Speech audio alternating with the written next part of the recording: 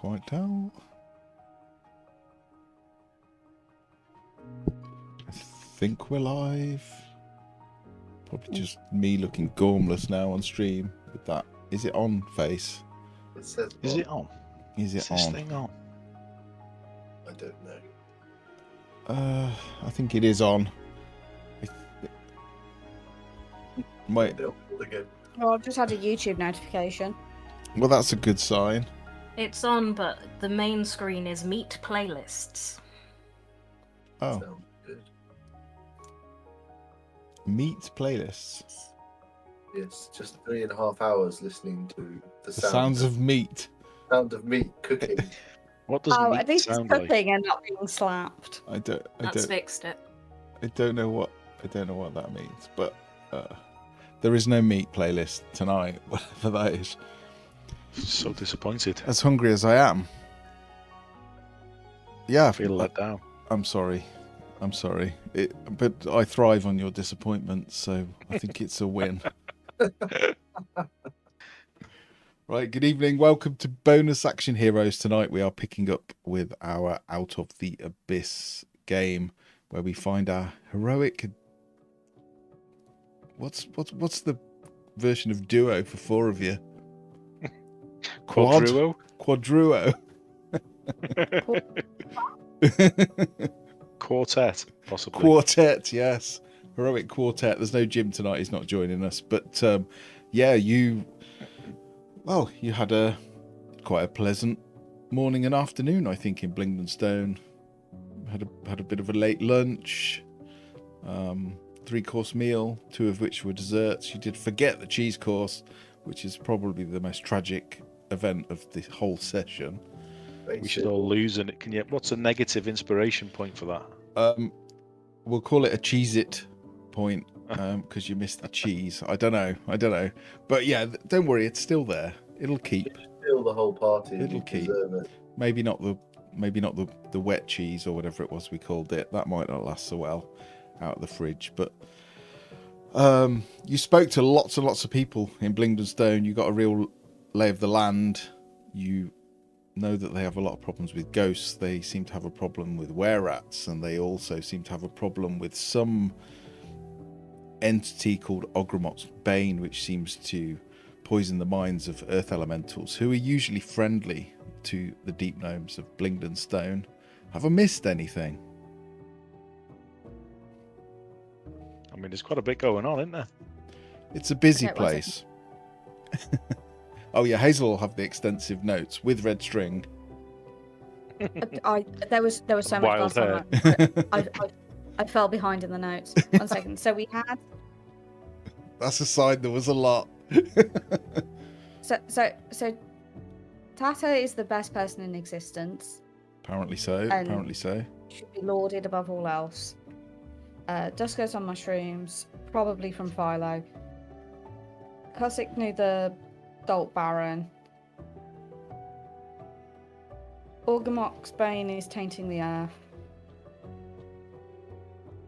We've bought we've got the weird jellies, the oozes and the slimes, and the guy with Pudding the King. Pudding King, that was it. So Pudding King. I am going back to the notes. We've got ghosts, were-rats, Rockblight, which is a Medusa with other stuff, and then we've got the Pudding King with the oozes. Morlocks. No, We sh- Grimlocks. Grimlocks. Are we sure the Pudding King's a bad thing and not just a food outlet next to when we had dinner? So, oozes and Pudding King are in Old Parliament. They are. They are in the old Parliament, yeah. And the Medusa, the Grimlocks, and the Orgamok's Bane are all Rockblight. Yes, that's correct. Yeah, that's what my notes say as well. So just as well. And we'll believe you. And we need to talk to Glyphic? Glyphic, yes. I guess the spelling of these and then forget how they're said, and then my spelling doesn't make sense. Well, they do tend to have weird names, don't they? Deep gnomes. Sorry, is that no All the mist? ones I've met certainly did. Is that no mist? I don't know. But yeah, you also went to the market after your Yeah. rather heavy lunch, and someone got engulfed by a gelatinous cube, and you saved them from It's that. easy done. Then I think you Is it- spoke to The priest. Gurnick Tapfinger, I think her That's the name one. was. I'm Yes, it saying is. I say the names and they sound wrong to me, but I'm pretty sure it is Gurnick Tapfinger. She didn't sound very much like she came from Blingdenstone like the other gnomes. No, she definitely had a different accent, as did Tata actually, who told you about her holy place, the Menhir Standing Stone, which is in Rockblight and unfortunately is off limits. It's a place of worship because of the problems with Ogremok's Bane. And yes, the Medusa. I may have accidentally forgot to mention that, hoping you'd forgotten, but yeah, there is also Medusa. So it's a very friendly place, but there seems to be a lot going on. Yeah. The people of Blingdenstone seem friendly, but there's troubles. There is troubles, yeah. There's probably 300 or 400 gnomes living in this city at the moment, so it's not huge. It's a big place, but there's not a huge amount of people, and there's a limit to how much they can take back. Let's say again how much I like the art for Gurnick Tapfinger. I can. Yes. If we are going to go to Rockblight, in my notes, I know you don't believe I've got any, but I've written that we need permission. We need permission from Axel. That is probably true. Or to convince whoever's guarding it that you've got permission from Axel. Okay. Well, whoever this Axel is, won't have an issue with us going if we think she's going to. If Yeah. we're going to fix shit. I think you did meet Axel briefly. Is when you- Axel the one who took us to Dorbo and Seni? He is, yeah. He's Bupido's uncle. Has he got Darrow blood? No, he's just a bit bluer than most of the deep gnomes here. Maybe he has. I don't know. I don't want to be the one to ask him, but you can. I think there must be a story behind his nose. He was definitely bitten off by a goblin. Or a were-rat? Or Yeah. Definitely seen things. So I think dealing with the ghost first did make sense. So yeah, if we want to go talk to the guy's name, I've already forgotten. Glyphic Glyphic. of the Barrow Warden. We find Axel first. Has he plaited his moustache, or is that a plaited nose hair? again, I'll let you ask him. I think it's with nose piercing chain. Not quite sure which bit's pierced. I mean, nose hair's a thing that happens as you get older, unfortunately. So it could be a bit of both. Nose and ear hair grows faster than any other hair after you turn 40. That's why you go to Turkish barbers who set it on fire for you. No, thank you. I think it just migrates south on the top of your head, out of your nose. That's why it won't grow on my head, 'cause it's growing out my ears and my nose. Okay, so but does it go through the brain to get there? Is that how this happens? I think so. I think that's. Presupposing we have a brain, Hazel. Had. It's now mostly hair. Just fur ball rattling round. Yeah, it's like the clump you pull out of the shower drain. Oh, yeah, exactly Oh. like that. Yeah, I don't generate that. No, me either, hopefully. It's Hopefully. all in your brain now.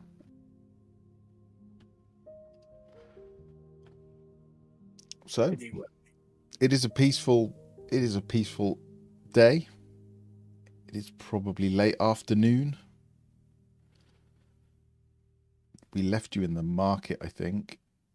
Or did you have a tour of the pub? I think it was the market, wasn't it? it's a lot. Yeah, we went around the pub and then we went to the market afterwards, so we left up in the market. In the market, then the oozes appeared and we fought them off. Yeah, Okay. as you said, to save someone. And were we given a spell gem? you were given a cracked ruby red spell gem by Gurnick Tapfinger, which she said if you could place it in the standing stone, would cast a hallow spell. That's right. And restore the sanctity of the holy place. But You do that. she did warn you that when you do that, there may be some pushback. There may be trouble ahead. Mm. Maybe got with this. like music, love and romance.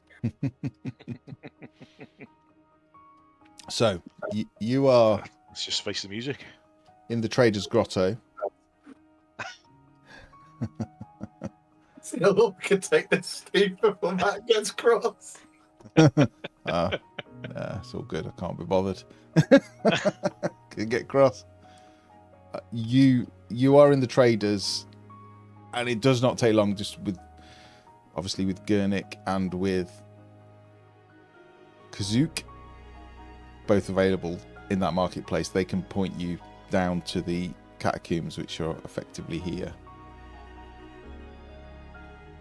So just to the south. Could we also ask them where we are most likely to find Axel? I think you will find Axel with the king and queen at the most time, or maybe he will be at the gate doing guarding and such. Try for him, the king and queen. Be easier to walk through than to try and convince or fight our way through. Yeah, okay. Don't want to cause any trouble. I think we can help them out, but we did come here to warn the king and the queen, didn't we? Perhaps we should do that before we get too bogged down in. We have warned them. Have we? They were the Yes. rather than the king and queen, they were the guild masters and mistress. Yeah. Rather than They- typical. That was during the weekend when Tom was not here. Ah, Oh, I Yeah. remember now. Well reminded. Dorbo and Sorry, Senne. sir. You must have stepped out for a moment. I was talking to Ambrose. Forgot you were there, sorry. Yeah, they were called Dorbo and Seni Digomatic. Or Digomatics. Or Digimatic. Digimatic, yeah. Okay, so you're heading down to Digomatic Hall. Yes. Yeah, and indeed you would, as you approach, you can see a number of guards outside, and you see Axel stood by, and he's sort of checking their uniforms, straightening their collars, and well, they're not uniforms, but they're armor, but making sure they look uniform and smart, checking their weapons, that sort of thing. Excuse me, Axel. May we have a moment of your time, please? Yeah, what is it? We were told that it was best to talk to you. We were hoping that we might be able to help resolve some of the issues that Glyphic is facing in the catacombs, but that we would need your permission to be able to enter. You don't need permission to enter the catacombs, but if you want to go into the Rockblight, then yes. Okay. You want to go in? Well, I believe it is on the list of requests that has been made, including those by Wilvo and Seni. So we do plan to go to the catacombs to try to help Glyphic, and then we would then plan on entering the Rockblight and trying to resolve some of those issues as well. If we could have a notice of permission or something along those lines, it would very much expedite the process. Right, as long as you are aware that will be locked behind you, it will take maybe a minute to open the door to let you in, and thus a minute to open the door to let you out. Okay, that is very much worth knowing. I take it we just knock on the door to let you know that we're on our way out to be released? Yeah, you Or can. is there some other kind of Yeah, system? you can agree a signal with the guards, so we know that it's you. I would agree it before you go in. Just 1 minute, and he will take out a little notepad out of a book and a tiny pot of ink and a quill, and he will start writing something. Tear it off and hand it to you. That will get you in. Oh, Just- that is absolutely brilliant. Thank you. Just to be clear, if you don't come back, we won't be coming looking for you. No, I think that makes perfect sense. You sure? Yes. If From you're the sounds of it, it's not the kind of place where you would want to be entering unneeded. And if we're in there and we don't return, then there's a good chance we're all dead anyway, in which case there's not much that could be done anyway. good, as long as we're clear, that's fine. I wish you Michael, luck. we've all got to die at some point. Yeah, I hope you don't die. Yet. But Great. thank you. No, thank you. Now, just thinking about the things that we might encounter in there. Is there anything we can buy that might help against petrification? Or has somebody got spells and stuff?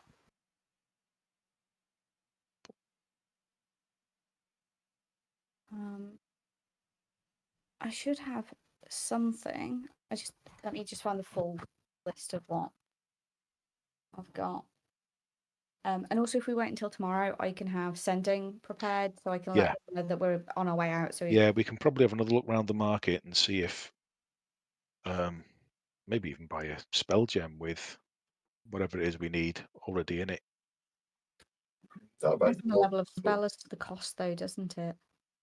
Yeah, it does. I don't know how that sort of thing works, but either a potion or a spell gem or something that can get us out of a fix. We've got an idea of what we're heading into, so Something like that would be better than one of us having the spell, simply because if that person were to be unfortunate enough to be the one that was petrified, we'd be in trouble.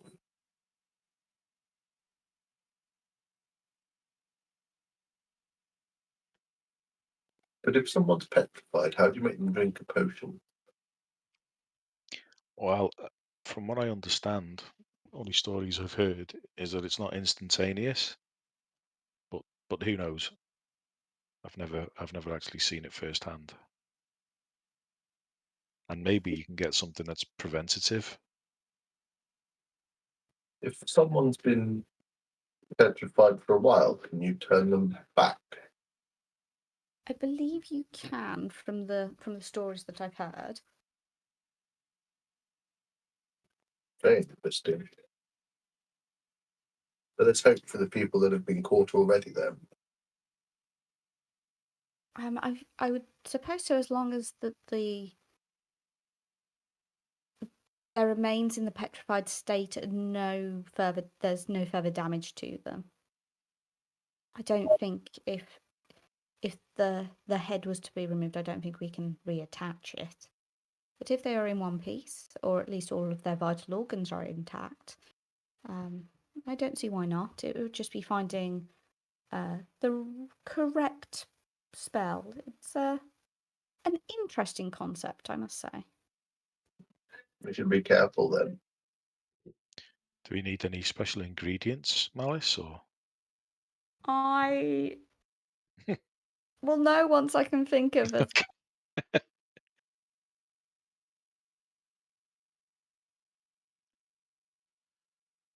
You can roll.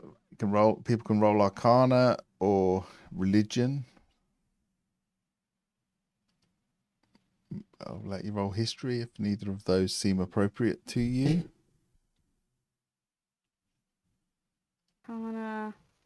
Religion or history was that? Mm-hmm.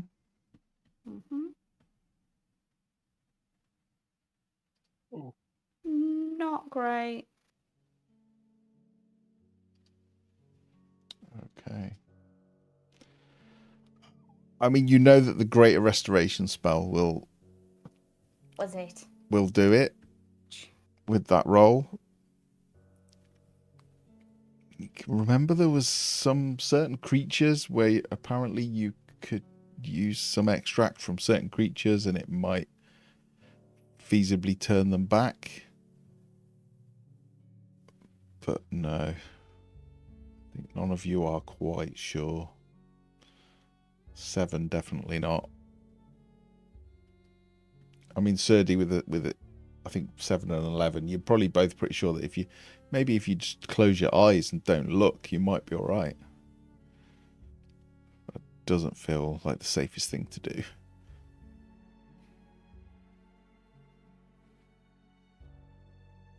I do not have the spell levels for Greater Restoration, so yes, we would need a scroll or something otherwise, but I do wonder if there has been maybe some investigation into any possible antidotes. If there are creatures that are able to undo it, then maybe that has been distilled.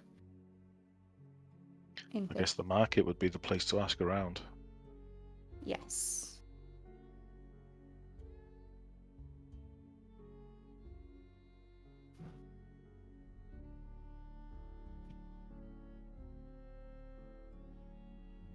Let's head there then.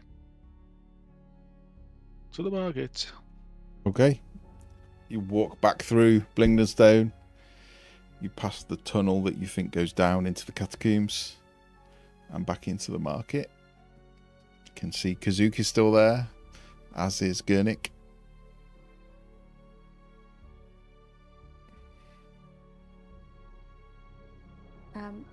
Does anyone have any diamonds? Or diamond dust in particular? Just before we go buying stuff. I have nothing like that. Yeah, I've got 300 diamond and a large diamond worth 500. So I'm just trying to think of spell-wise. What do I need to keep as a diamond and what can be made into dust for Greater Restoration? When I do get it, but I still will need to level up before that happens. Now I'm getting too meta and it needs to stop.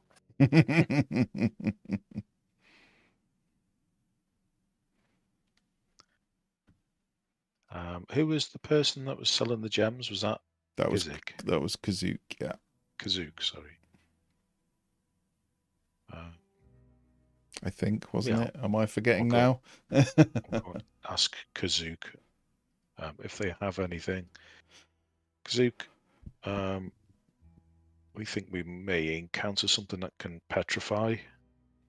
So, know or have anything already prepared that we could perhaps buy? I don't, unfortunately. But I think if you can get some kind of...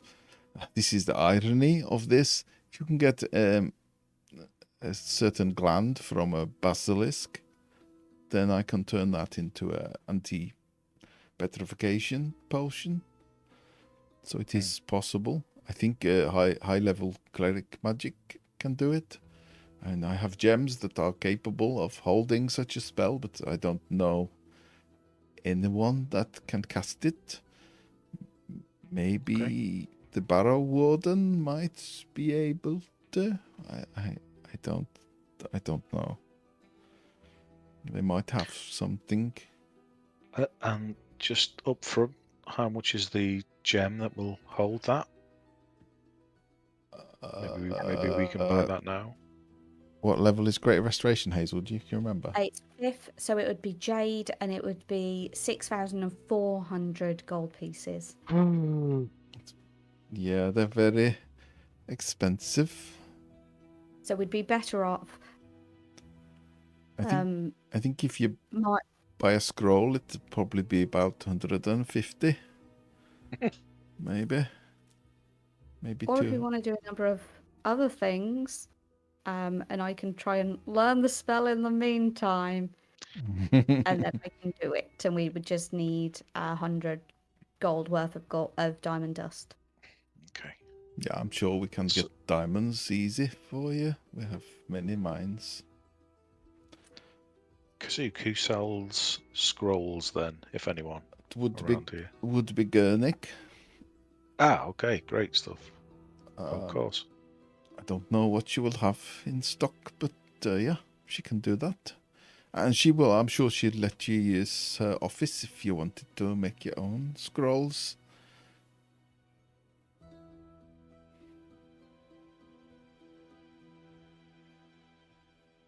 I mean, I shouldn't say that on her behalf, but she's pretty friendly.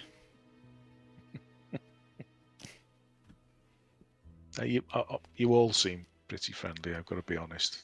Here. Very helpful. Very welcoming place. Until you cross us, and then we're proper bastards. I can't see that, but let's hope I never have to. You wouldn't see me coming.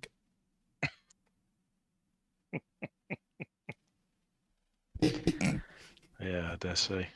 He Maybe will, that's for the best. he will laugh as well at that. Maybe that's for the best. Yeah, I'm sure it won't come to that.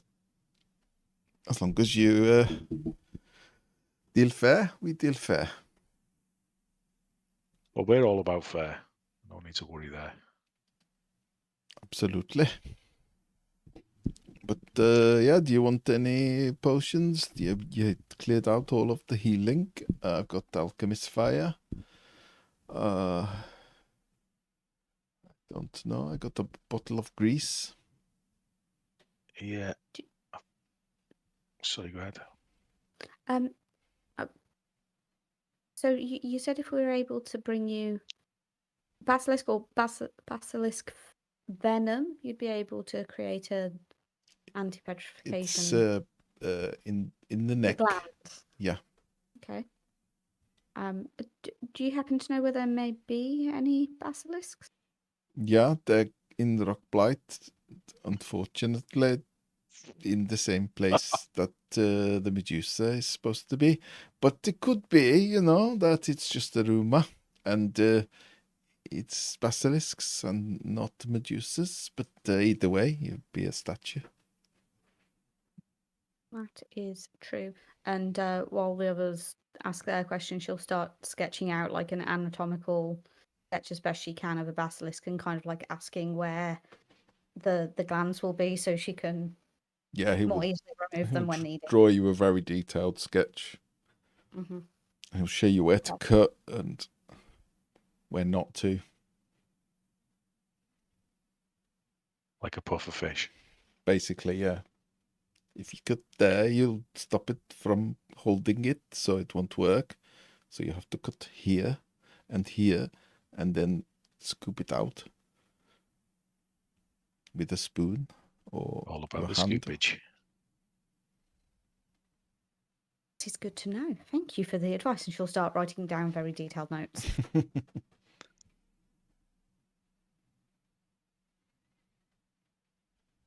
Okay.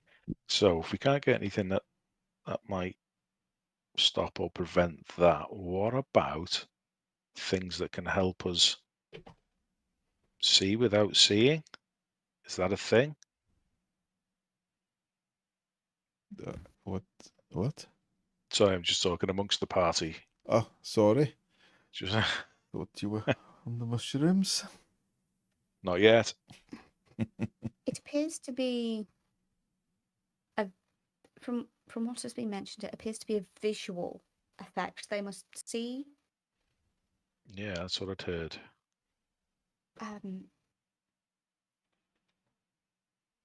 They must see us, or we must see them. Don't know, but I feel think it must be we they must see them. But if they got, do we just look at them, or do we have to make eye contact with them, or do they have to look? There are so many ways this could happen.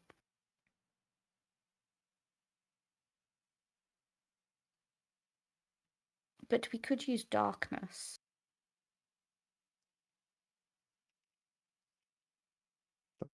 That could work. I mean, then you won't be able to see, but yeah. There was a gnome who was researching how to prevent the turning to stone. Unfortunately, he went into Rockblight and has not been seen. So maybe stone. or eaten or just dead. What was his name or her name? I didn't know him. I can probably ask around and find out. Okay, Yeah, I can't remember. no problem. I'll ask. I'll find for you. And if you find them, I'm sure it'd be good to know.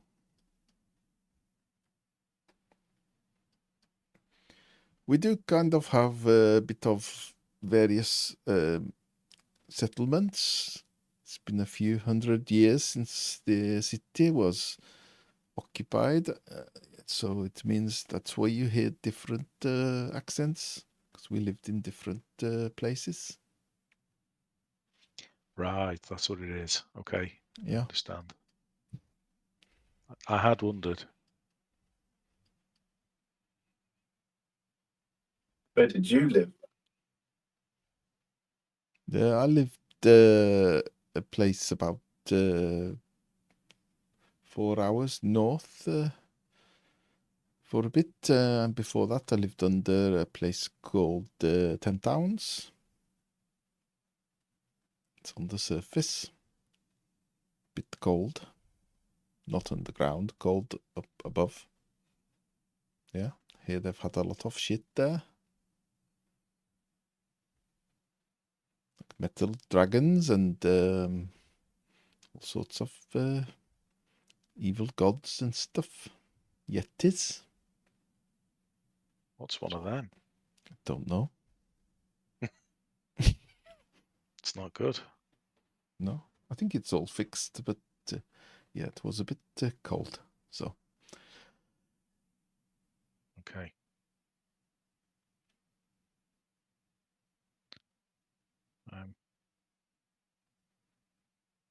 Let me just check my inventory. See if I have anything useful. I don't think I do. I mean, wish we could cover our eyes with some cloth or something, but it's going to make exploring it very difficult.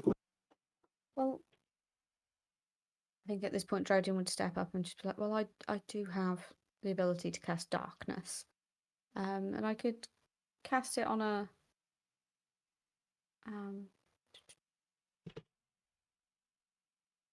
I could cast it on something we're holding and keep it with us, and as long as we all remain within the darkness, we won't be able to see out of it, and nothing will be able to see into it, that they will be able to see that there's darkness. Or, if we're somehow able to cast darkness on or near the creature, though we'd have to know that the creature was there beforehand, and then that just gets confusing. We might be able to use attacks or effects that then have more of an aerial effect rather than a very pointed effect, and then that could back out. And so I've just had a look in my inventory. Being the roguey rogue that I am, I'm going to take out an arrow and I'm just going to tie this little bell towards the middle of the arrow and then just put it back in the quiver. a jingly arrow. A jingly arrow, and it's ready just in case. I'm not quite sure how it's going to work yet, but it's just an idea for me.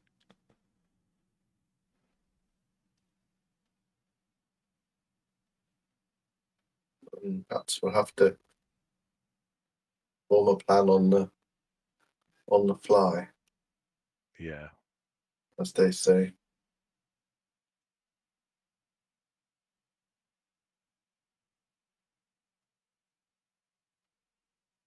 Okay, Okay. what you want to do? I think that's as much prep as we can do then, isn't it? do we want to go to the catacombs and deal with ghosts, or do we want to go straight for the Rockblight? We haven't spoken to what's his bollock yet, have we? Glyphic. Yeah. Yes. Which might give us another insight somehow.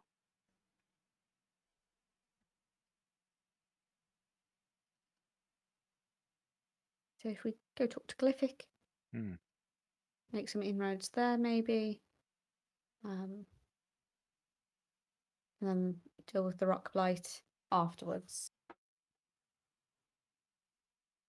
We still need to find out a little bit more about these were-rats and the Pudding King as well.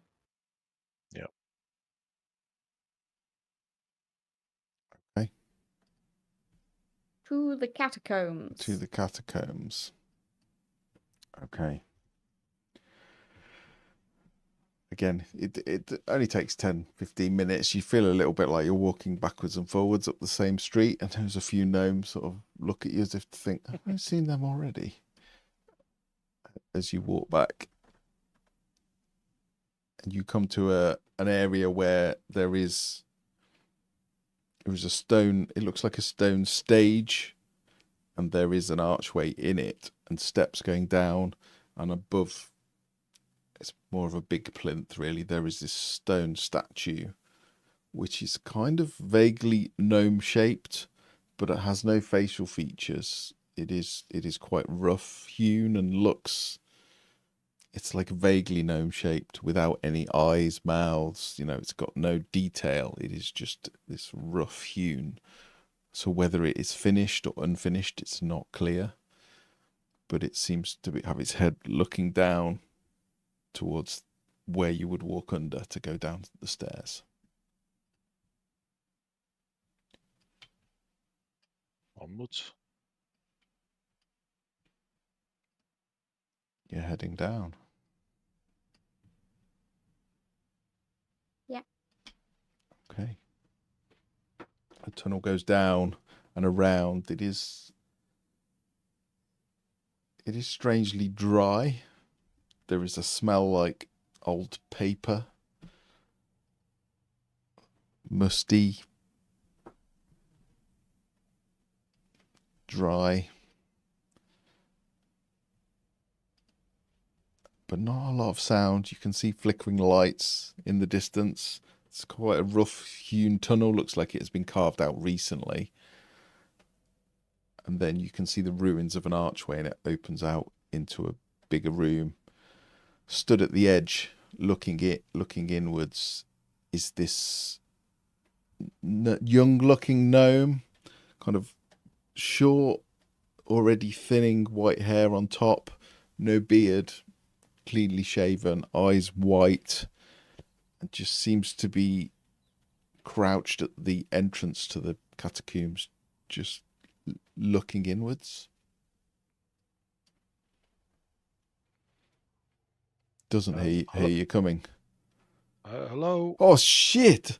And stands up and turns, goes to draw a dagger. Whoa. You take it really easy, my friend. scared me. What are you doing, sneaking around in the dark? Don't you know it's like a restful place of the dead? In fairness, we weren't sneaking. Oh, There are six of us. We were walking and talking. Give me a heart attack. Crazy. Sorry. You're the visitors then? Oh, you're expecting us? No, I've heard you're here. What Right. what can I do for you? Well, we'd heard there was lots of ghosts around the town, city. Yeah, there's quite a few, and there's some even in this side. If you go to the residential area, there is one house which is we just moved into it. It was myself and my wife, and my wife. The ghost appeared and chased us out. It's pretty crappy. Oh, that's It was all. quite Sorry, nice. what was your name? Glyphic. Did we introduce Glyph? Oh, you are. Yeah, That's excellent. Glyphic's room, right? Yeah, that's me. What is yours? Oh, I'm Sev, and these are my companions. You've probably heard about us by the sounds of it. Yeah, word gets round fast. Bunch of friendly drow. Sounds like a con to me, but I've heard you're quite nice and haven't killed anybody or poisoned anybody yet. No, we haven't. We don't plan to. Good. Except for helping to resolve some issues that we're aware that the town is having. Could you tell me more about the ghost problem? Sorry, this is quite fascinating for me. So the people that died they're still here? Yeah, so I'm only new. I'm not been doing this very long. Barrow Warden is training me, but be honest, he freaks the hell out of me. He's proper weird, and is quite dead. It's not nice. And he can get pretty angry. But yeah, we're trying to retrieve like all of the people that died when your people killed us all, so they can be laid here, and then they kind of chill out and stop going and all of that. So yeah, we're just trying to recover bodies and bring them back, and then they have peace, and we don't have so many hauntings. So if we was to find any bodies, the best thing we can do is to bring them back here. Yeah, but be aware, if you find them, you might find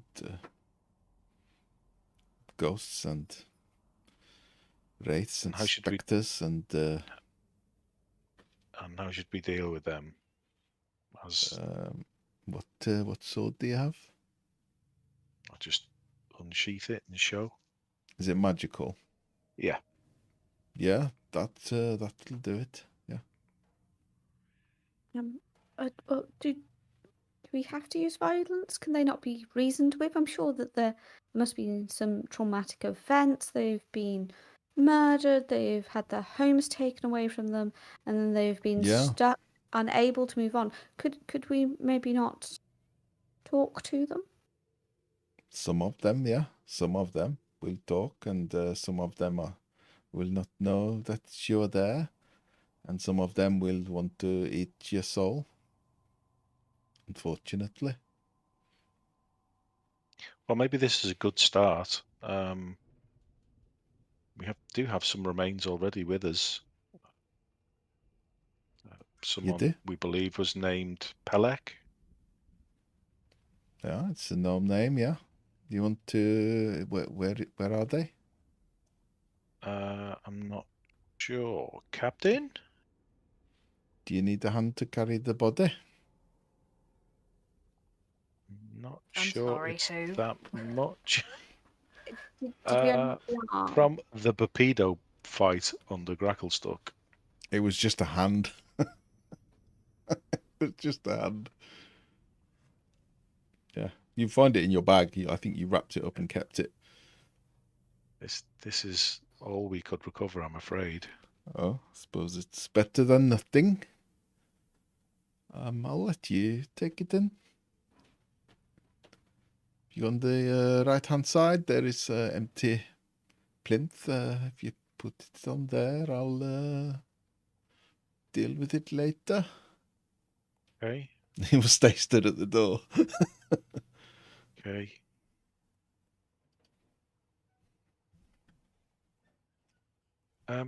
The Barrow Warden. Yeah. Whose training you said is dead. That's not a condition I'm familiar with on a day-to-day basis.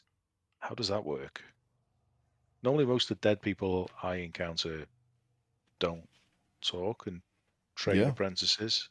He's pretty intimidating, not going to lie, but he seems he's not all like and that. He's that would be kind bad. of like I think is the way I would describe it. He's a bit more considered. Is that normal here? He's the first. Occasionally, he does. If you bring the body back, he can kind of convince them that it's all good and they should chill out.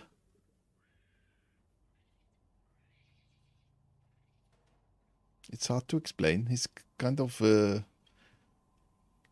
leads them.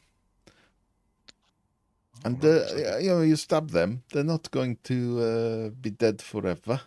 They'll come back. It's a matter of time. yeah, So he's like a don't worry. ghost whisperer. Yeah, in more ways than one. Can he talk Yeah, to us, and we would understand him? yeah, I think so. Okay. Where is he? You nailed it there. That one. Keep going. That one. He points to this. I'm Okay. going to wait here. Malice is very happily just wandering up to it. Yeah. There a sign of any movement? There is not. There is a stone crypt. A lot of the others seem to have bodies and skeletons lying on them. This one is clear. Can I knock on the plinth and just go, hello, excuse me. Barrow Warden, are you here? Don't hear anything.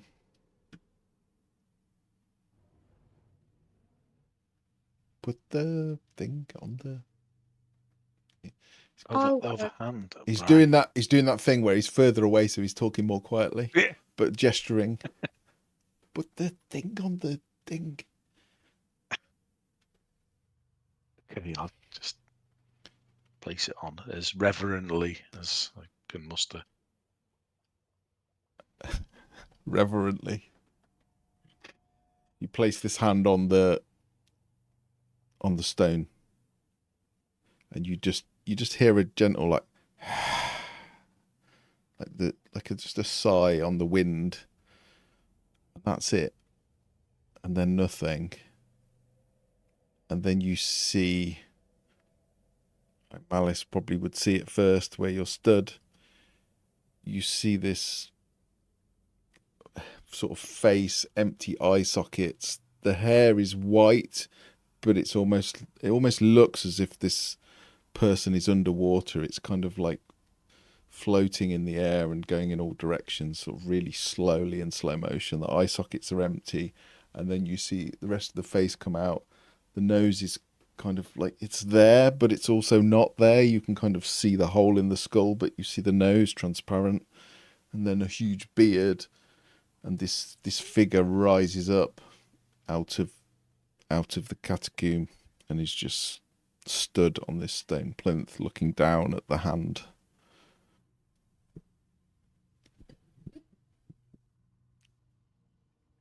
And he says nothing. Barrow Warden, this hand is the only physical remains that we were able to retrieve of a young, I don't know how old they were, of a gnome called Pelek. Pelek is at rest now. Okay. And he reaches out with his hands, whoever's nearest, to like touch your face. It'll be Malice, and Malice will be there going, oh, hello, it's an absolute honour to meet you. The work that you do here is quite something.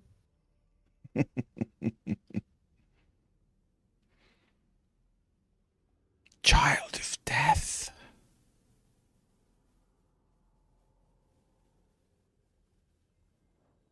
Yes? Why are you here? Oh, well, we would quite like to help with some of the issues that you've been having. We have a list of missions from Dorbo and Seni, and one of them is to help with the issues that you've been having with quite a few ghosts. So we were just wondering if we could be of any use, and obviously we wanted to return the remains that we've just done, because it is the most appropriate way, and if it is their last wish and it's what they would like to be able to move on and to pay respects to the dead, and that is what we must do. So we're here really for a number of reasons.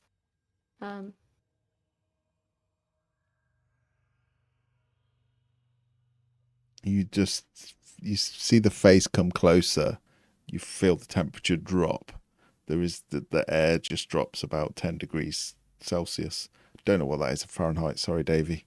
And again, you see like the beard, the hair. It's all kind of it literally looks like he's floating underwater, but he is in the air in front of you. He leans really close, and there's just black sockets. There is no eyes there. Malice makes concerning eye contact with lack of eyes. You would lay us to rest, or you would bind us to servitude. Well, I would lay you to rest, obviously. You must respect the dead and death, and those that die should be able to choose how they are then treated, obviously. On your word, Drow.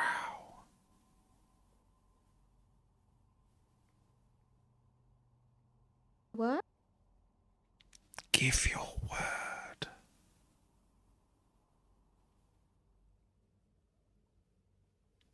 I give my word that I would lay those that have died to rest, obviously. And he will reach out a hand, and you will see again, it looks like a flesh and blood hand, but the flesh is transparent. You can see the bones beneath. Again, the bones are ethereal too, and he will just touch your cheek. And you don't feel anything other than a sensation of cold. And then there is you don't take any damage, but there is it's like a razor slice. And you just get a tiny drip of blood, and then he just dissipates into mist, and he's gone. I must say that is quite rude.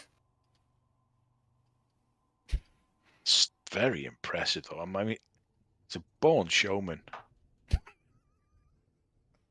That's how you make an exit. Theatrical.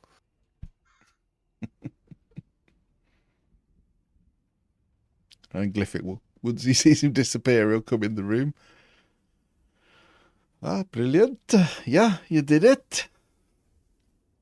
That'll get me some brownie points, I'm sure. Thanks. You're not scared of him? Yeah. He scares the shit out of me. He's dead. Other than paper cuts, what would he do to you? Like, drink your soul and drain your life and turn you into one. Does he do that to most people? Not so far, but the other ones do. But he doesn't, so you're going to judge him by others. I'm not judging him, I'm just a bit scared of him. It's not right, is it? But he's the boss. I'm working for him, he's teaching me all the ways. It's a bit scary. Not a fan. Can understand. I have seen people look at me with the same fear in their eyes as you do with him, and this is just because I'm a drow. But you've got a cut on your cheek. Yes, and I was going to ask you: does he normally cut people? And only if you make a promise. Oh, okay. So. You didn't give your word, did you? Well, he asked for it. You're the also best. Wanted a password at first, but... Ah, right. You best make sure you do whatever you said you would do then. Gets pretty pissed off if you don't do it. He won't kill you, but you won't sleep for a week. What, like the runs, or? No, just be like every time you drop off, he's like, really annoying. Did it to me for 3 weeks because I was late for work. I mean, that could be scary, but I'm sure I can be far scarier. Son, very Okay. nice personality. Yeah, he just wants all his family and friends and things to be at peace, I think. I do understand. How long has he been dead? 200 years, maybe more. We don't know exactly. It's about the time of the Drow, was about 200 years ago. Ish. Seems like he was a bit curt with Humanis. Yes, I can't blame him. He was pretty nice with you. I think he must like you. I'm sure we were supposed to ask him something and I've forgotten, and now he's gone. Yeah. Oh well. He can still hear. Just that. He can still hear you if you want to ask him. I was just startled in the moment, really. Certainly has a presence about him. Yeah. Are there any particular ghosts that you've been having any difficulty with? Yeah, there's one in my house. It's not massively dangerous unless you try and live in there. But otherwise, the big problem is the residential area just through Rockblight. It's supposed to be. Almost went a bit scouse there. Yeah, there's kind of a lot of houses that we could claim back, and they're very, very badly haunted. The one that way is not so bad. Near the foaming mug, you've been there. I know, I've heard. There is one there that can be cleared a little bit, but if you want to make a big difference, yeah, there's one the other side of the closed area that is pretty problematic.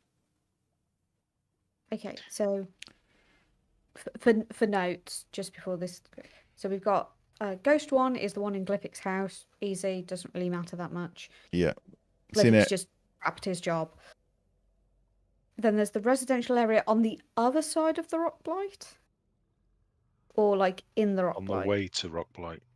Okay, on the way. Oh, that was a question, not an answer. Oh. I was asking Matt, just to confirm. What was that? Sorry. The one by the Rockblight, is it on the way, inside, or on the other side? It's on the other side, yeah. Do we have to go through Rockblight to get there? No, it's just the other side. Yeah. Okay. Yeah, even one by the foaming. Yeah, there's one there. It's not so bad. It's like every time I tried to move furniture, it kept like popping out and going, "That's mine, get off here," and then scaring the shit out of us. Pretty rude. See how that would. Yeah, it was annoying. For us to make any kind of lasting difference here, though, we would need to recover some kind of remains and bring back here, right? Yeah, but if you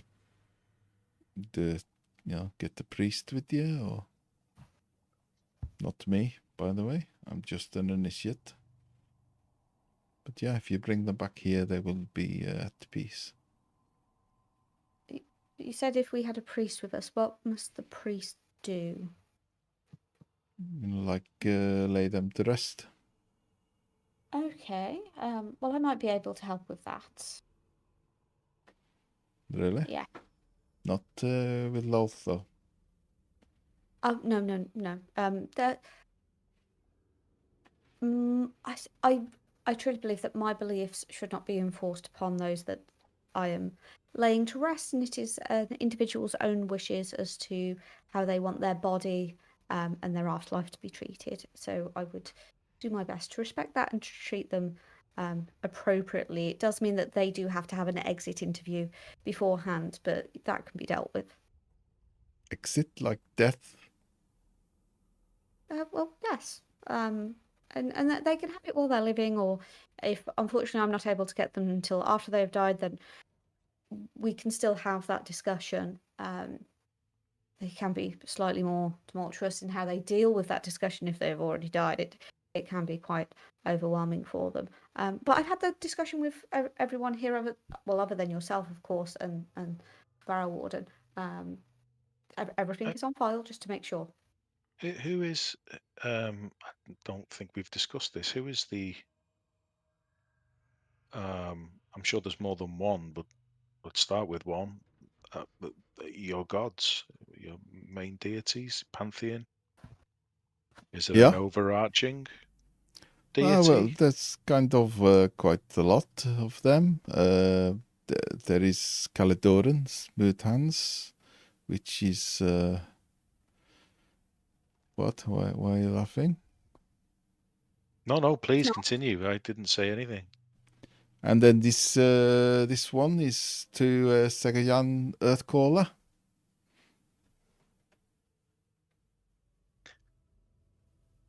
Can I have these names in the chat, because there's no way I can spell them.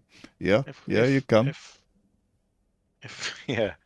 In terms of, do you have one in particular that is most appropriate for laying to rest, such as,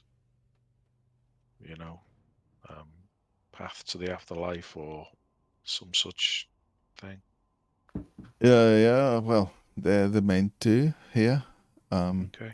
The standing stone in the Rockblight is to Caledoran. That's Caledoran. yeah, that's so maybe the people that live there did worship that one, but it's hard to say. Are there any kind of generalized practices for laying to rest those of the gnomish people? Are there certain prayers or activities? Is it a singular, short, 1 hour event? Does it take place over a number of days? Are there certain steps, stages, incenses, precious materials, or iconography used more generally than a particular god? Not really. Okay. Sorry. Yep. So we kind of stone. So bring them here. We put them in the catacombs, and they'll be quite happy. Once they are in the holy place, then they can like wind their way to the passages of the gods. Interesting. Great success. She's making furious notes at this point.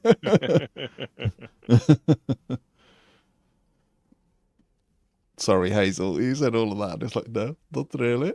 No, that is the appropriate response to Malice's questions. So yeah, let me just spell Caledoran Smooth Hands. So Caledoran Smooth Hands is the god of mining and stone. And he's the one that Gurnik. the priest that we Gurnik, that's the one. Yeah. And then Segoan. I don't know how to pronounce it, if I'm honest, but that's how it's pronounced in my world. Segoan Earthcaller is more, well, it's what it sounds like. It's more of an elemental aspect. It's more about speaking with the earth, and I think, but they all seem to have very, very similar links. So could that then be linked to Orgmock's Bane, which is affecting the elementals? Yeah, definitely. Okay. Definitely. Move hands is 2 HG. Okay. That's right. What time of day is it by this point? It is, I can tell you exactly. Probably mid-afternoon. Yeah, it's probably about 5 o'clock now, actually. I'm just thinking about all the walking back and forth. It's probably 5 o'clock, you would guess. So we could probably deal with maybe Ghost 1 and maybe Ghost 2, so the one at Glyphic's house and the foaming mug within the hours of today. And then tomorrow, when we are more prepared, more settled, more well rested, we could then maybe deal with a residential area or enter the Rockblight. Serdi, I think I asked you earlier this morning, but I've forgotten what the outcome of the conversation was. Do you have a magical weapon? Just regular, not magical. Sharp, but not magical. I don't think the sharpness is going to make much of a difference against these things. It's perhaps not what you're used to and what you would prefer, but I do have a magic dagger here that you're welcome to take. Oh, I think you gave me a short sword. Was this? Ah, did I? Perfect. Yes. Drow short sword, I think you gave him. Yeah, I just saw it in my inventory. Sorry, I forgot about it. All good. Yeah, that should be in your inventory. It is, yeah. Yeah, thank you. And like I say, I do still have this dagger if anybody else thinks they might need it. I believe I covered. Yes, I've got a magic weapon. Let's check. Trade in.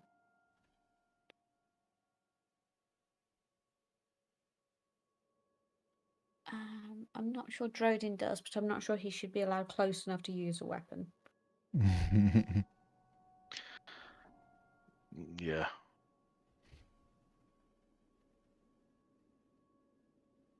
I think he'll be casting furiously anyway.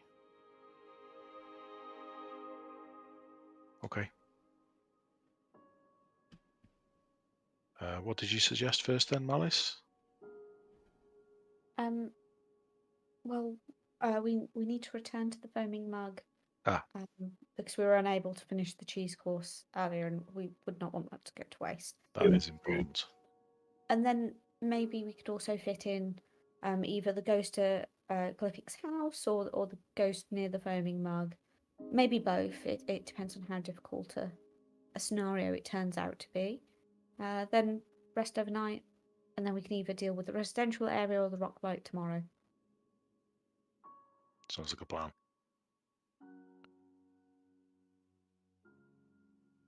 Do we want to deal with a ghost before or after cheese?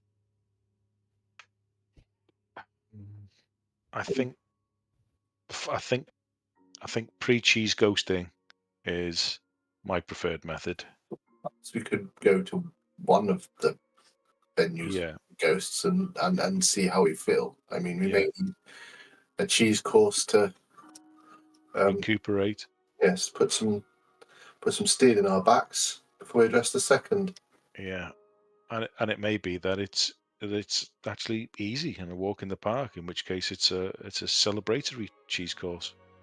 It's like a reward. That is true. That could work quite well. Yeah. Priorities, right? The celebrating cheese courses. Yeah. The sound of that.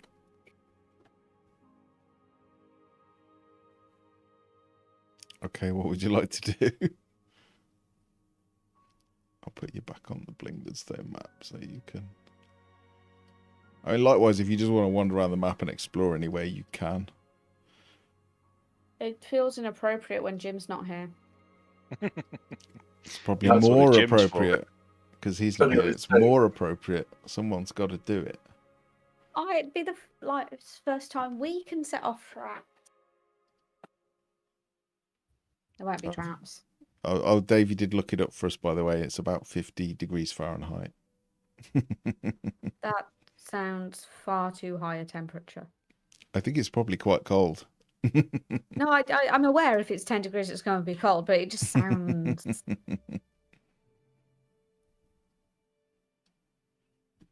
Okay. We're So, going to have to text Jim and see if he can tell us how to open doors in Foundry. how to open them? They should just be open. Where are you? Where's the tag? Oh, it's loaded. Oh, is it? Still loading yet. Yeah. Oh, how weird.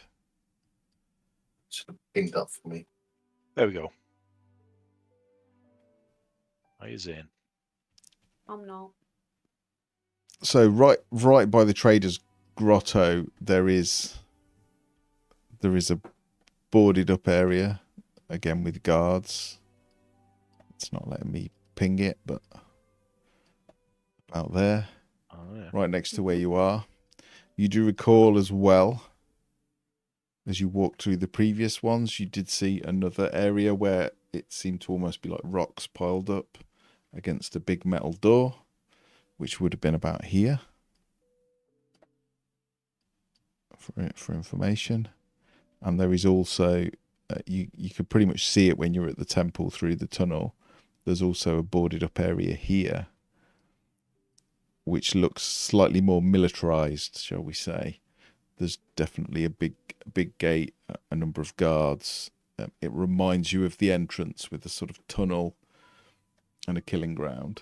You can see that the tunnel is built outwards, comes out of the wall of the cavern, and there is stone walls and roof, and then a big gate on it. So Kind of those are, gate that would take a minute to lock and unlock. yeah, probably, yeah. So those are the three areas which you can go through if you wish, which are, we'll call them a staging area, but effectively they're a secure border.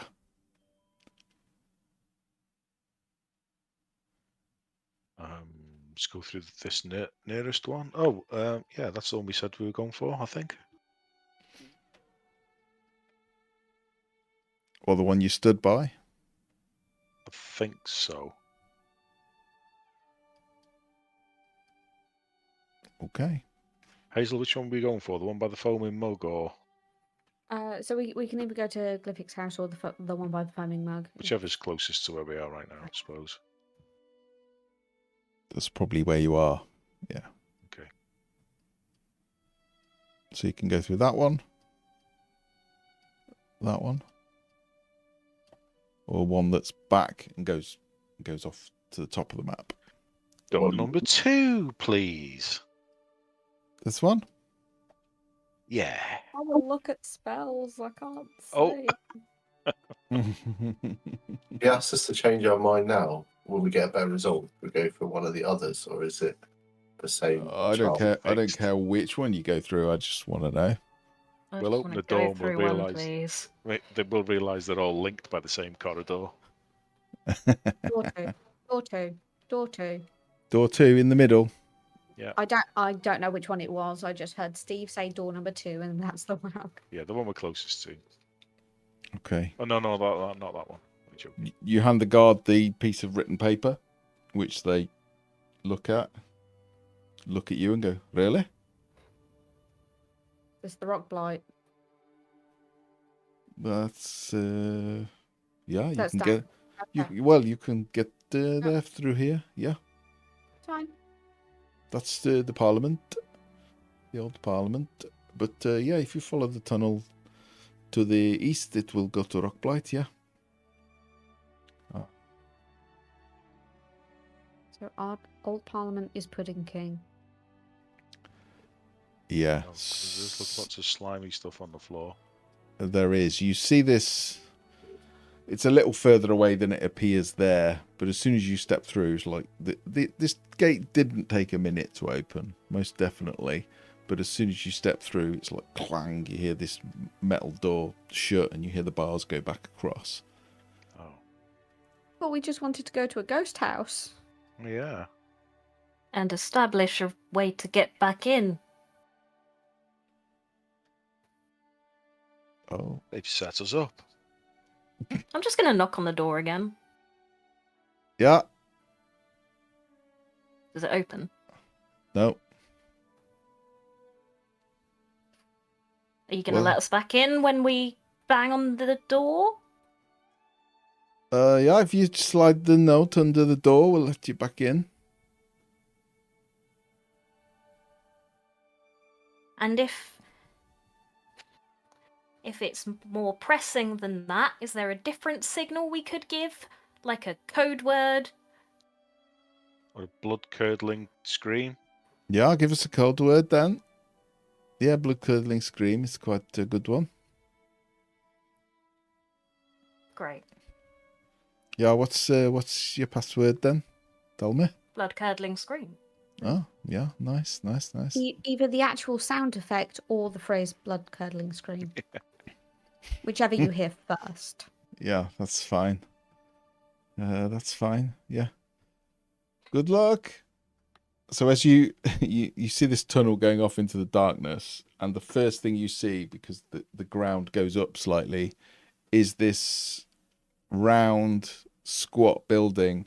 It's actually quite beautiful. It has this multicolored roof which seems to be made of glass or gems or precious stones, sort of semi-translucent, and they seem to give off this rainbow of multicolored light. It's really beautiful, and it shimmers, and as you look at it and admire it in this dim tunnel, you see things like squelching and moving on the ground and sliding along. Nothing near you.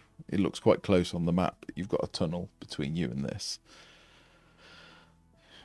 You see like skeletons floating in the air, which you recognize when you met Glabagool, of probably a gelatinous cube there, but you can't see it, but you can see what's inside it.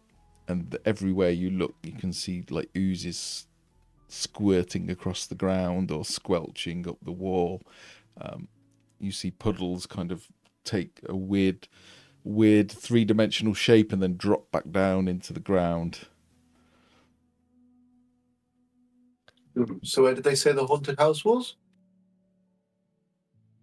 I think we may have taken a wrong turn.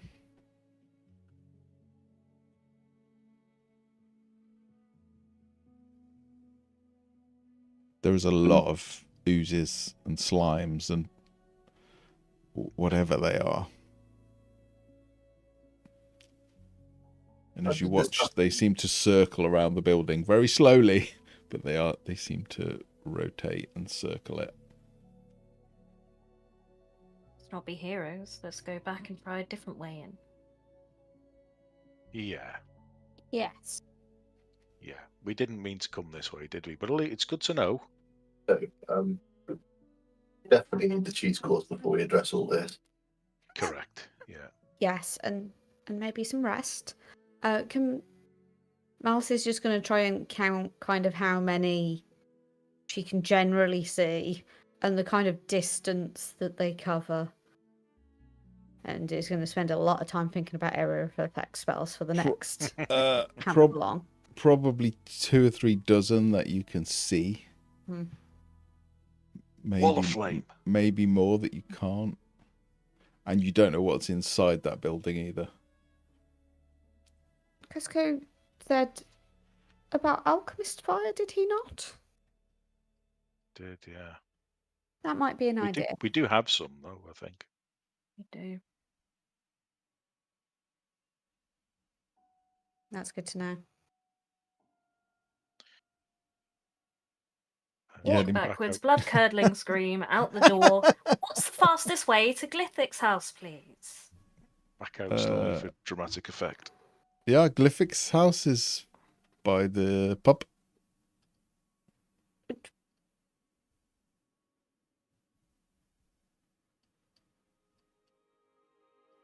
We'll head towards the pub.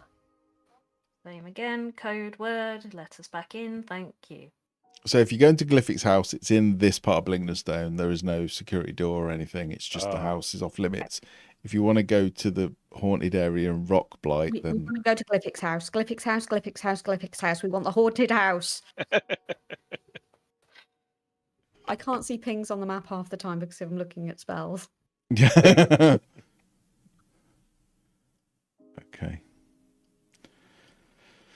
So you begin to walk through the residential area again, and you see these, it's like nicely carved tunnels. You can see little benches outside the tunnel entrances, and there's people going in and out of these tunnels, and occasionally a door will open and you'll see sort of little warren-like homes inside. You can see lights shining and people cooking, people relaxing. You can hear people playing instruments and enjoying their early evening after a day's work.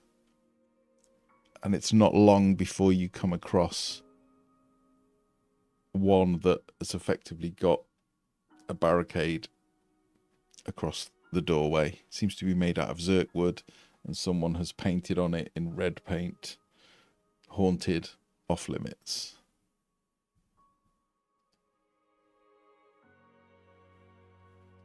No, dead open inside. Come on. And in we go. You can change it if you want. Okay.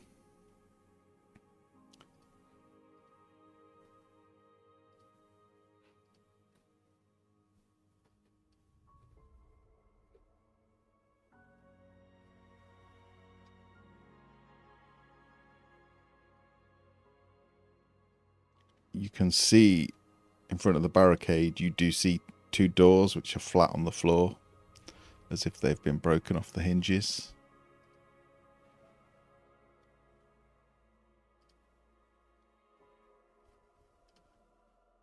Oh, that is only slightly ominous.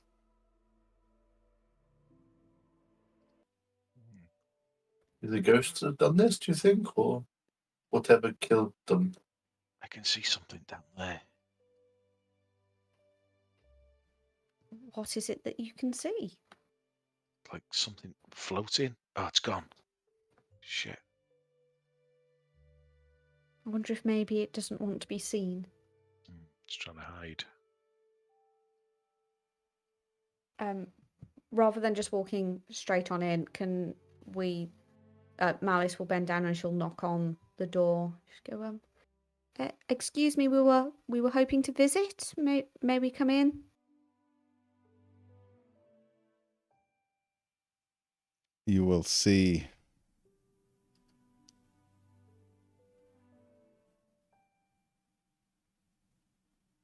you'll see ice form on the barrier. It just seems to rapidly form. It vaguely has the shape of a face. But then nothing. Hi, hello. My name is Malice. Are you the owner of this home? You hear nothing. Well, see, my colleagues and I are here to talk to you about Our Lord and Saviour. well, your Lord and Savior, if they do that. Not, I appreciate not all gods do that. But yes, we were hoping we might be able to support you in the process of moving on.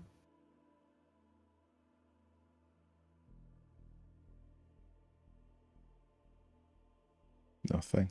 May we come in?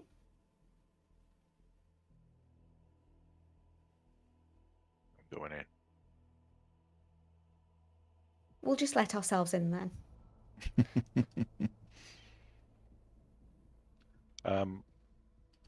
Is it? Can I see? Is it lit? Well, let's say there's a barrier. There doesn't appear to be any lights as such. There is a dim glow from nearby lights that are on the street, on the alleyway, if you like. But there's no light coming through the barrier that's blocking the entrance. There is no, there's nothing coming Okay, under let's it. start moving pieces of the barricade away. I'm assuming it's just like bits of furniture, chairs, and what is it? More sturdy nail. It's like a set of wooden trunks that they've got boards across, and it's just placed across it, so you can just slide it out the way if you want. Okay. Yeah, I'll get to work on that. Just give And us access. I'll set dancing lights, and as the path kind of clears, move those into the house so that we can more easily see. Okay, dancing lights, sure. You see- Like it's... Sorry. No, go. Well, it looks quite a modest home. It is. That's clearly not been touched for hundreds of years, and then someone has started to clear it out. You can kind of see that certain things are piled up as if they're being ready to be moved out. Broken pots, broken chairs and tables. You can see a number of rooms leading off. You can see a big hearth that has clearly not been lit for a very long time. You see a rotten old red sofa sat in front of that hearth. But other than that, there is no movement. You can hear a very faint dripping sound, but nothing else.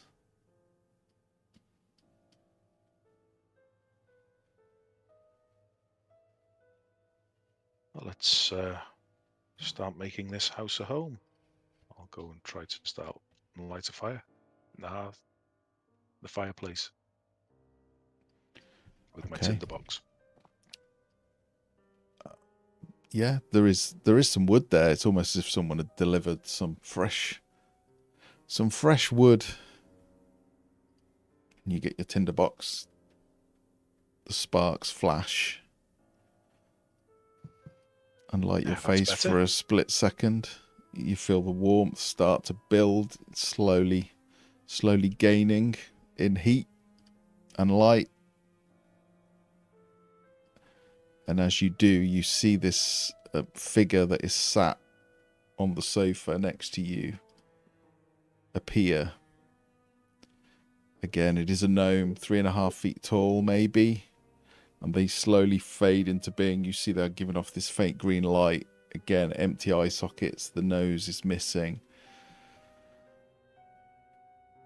And you just hear him go, "No, this is mine!"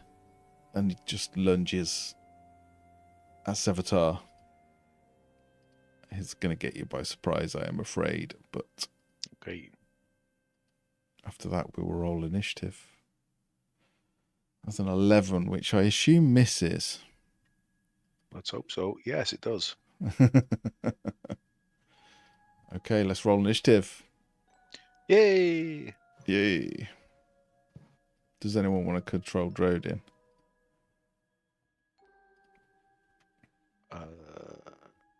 Can if there's no volunteers. I don't understand wizards. I will probably just be cantripping.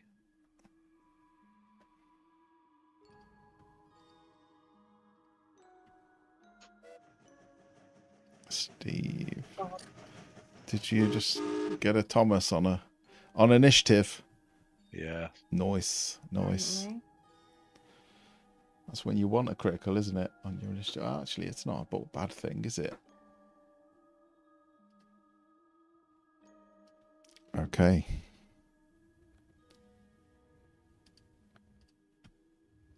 There for your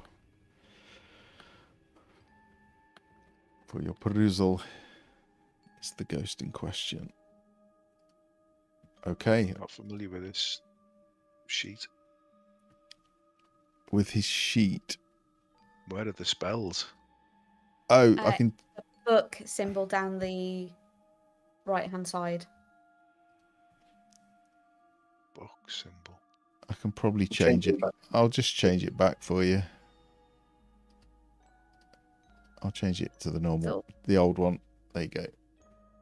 Okay. Tink. Malice, do ghosts like to disappear and reappear?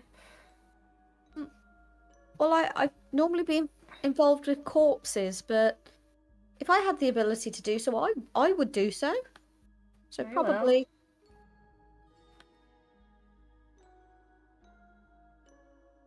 I can't. Damn it.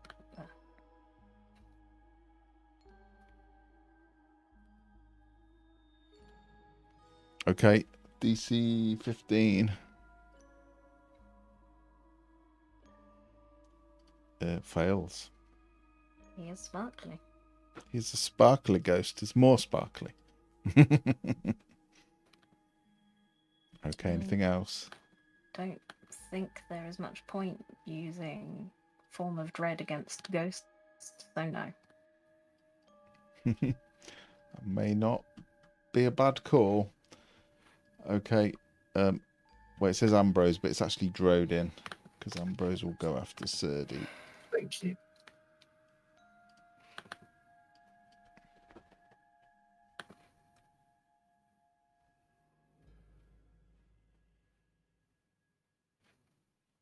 Firebolt. Most sense. Yeah. Do you want me to do it? I'm sorry. Firebolt. Is that working? No. Yes. There it is. that- 17 to hit. That is a hit. And 18 damage. Nice. Nice. I mean, it appears to... Oh, did it just take damage off you, Sev? Sorry. Off Drodin. Yeah,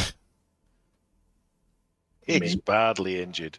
that was not supposed to happen. If it took it off everybody, I apologise. It did. Everyone have 17 back.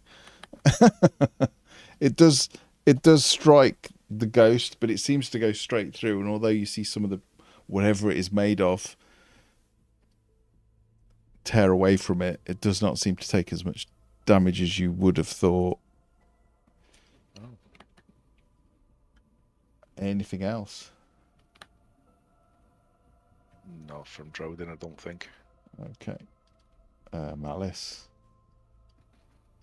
Excuse me, sir. We're not actually questioning your ownership of the house. We would just like to talk to you about the idea of moving on and healing yourself from the issues that you're currently facing.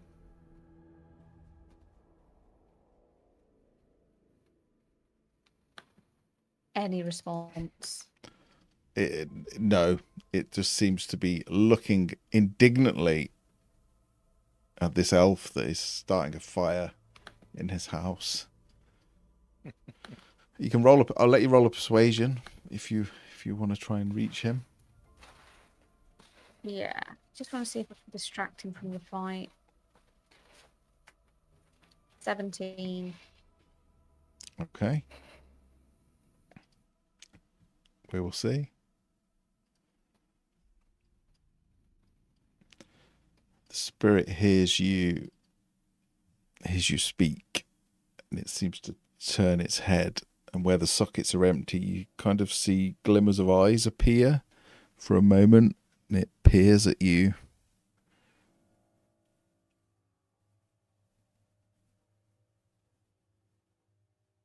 Little wave. Can you give me a charisma saving throw, please? I am not charismatic. As it rushes over, and you can have an attack of opportunity, Sevatar, if you want one. Yes, please. Oh, is that a 10? That's a hit. Roll damage. 9 total piercing. 9. Okay. It seems to take some of it, but not all of it. And you fear that if you had not used a magical weapon, it might not have harmed at all. Malice, you see this spirit rushing at you, and you're saying, "No, it's mine! Get out of my house!"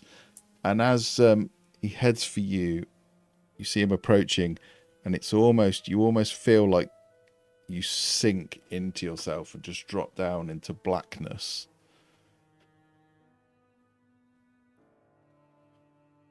And you are now possessed by this spirit. Okay.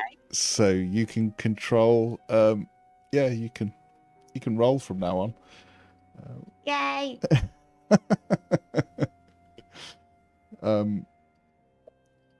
So everyone will see the spirit just dissipate, and Malice will look a little bit confused, but not massively different to everybody. But Sev, you're up.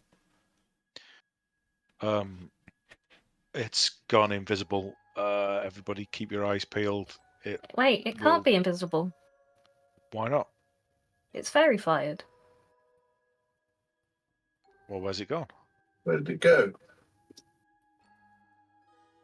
Malice has a very slight sparkle. Be careful, Malice. It's really close to you.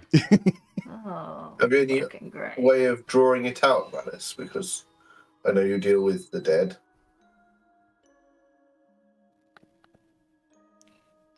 I think Malice you would probably tell him to get out of your house. Yeah, I was about to say, I think I'd just be going, this is mine.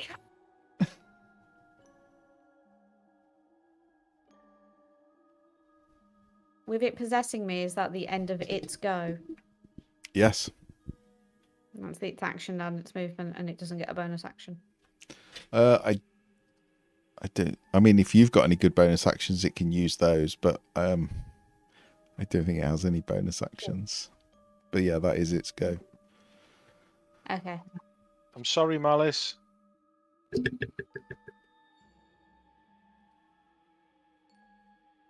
You shooting her? Yeah. Come at me, bro.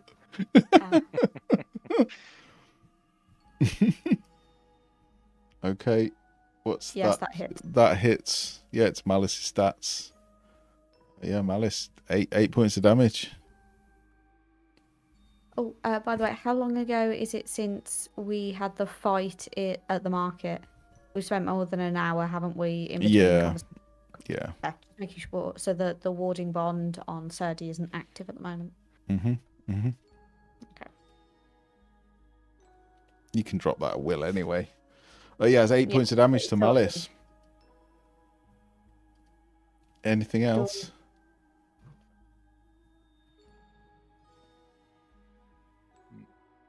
No. Okay, it's Serdi and his dog. What are you doing, Sev? It's gotta. Look at the light. Get out of my house. I shall run up and just slap Malice round the face as hard as I jump up. I have to jump up in the air and slap her at the face as hard as I can. Try to reach. Get out of my pub. Get out of my pub. It's got a certain rustic charm, but I fail to see why you're so attached to it so fast, Malice. If you roll to hit, if you get a slapper. Yeah. Unarmed strike. Nope. No, can't jump quite high enough. So try it again. Okay. No, No, you can't bring yourself to do it. people are so tall. What about Ambrose? Get out of my house. Ambrose is going to just stay at the back and hiss. Oh, poor It's Ambrose. at Malice. Tink, top of the round. I drop my concentration on fairy fire, and I too slap her round the face, but with. There's a slap in Malice. Like, I've been wanting to do this For for some ages. reason, I thought V was going to say I slap her around the face, but with a fish, and I'm like, why is my brain filled in the rest of the sentence? Sorry. That's exactly where I went. I've got to be honest. Oh, nice. Ooh. So, what does that do? Just describe it to me. Protection from good The and aesthetics evil. or the words. Until the spell ends, words. one willing creature you touch is protected against certain types of creatures, aberrations, celestials, elementals, fey, fiends, and undead. The protection grants several benefits. Creatures of those type have disadvantage on attack rolls against the target. The target also can't be charmed, frightened, or possessed by them. If I'm Okay. already possessed, Oh, if am I not a Oh, willing creature? God, if the target is already charmed, frightened, or possessed by a creature, the target has advantage on any new saving throw against the relevant effect. Okay. And it's my turn before theirs, so I get a saving throw before I act as them.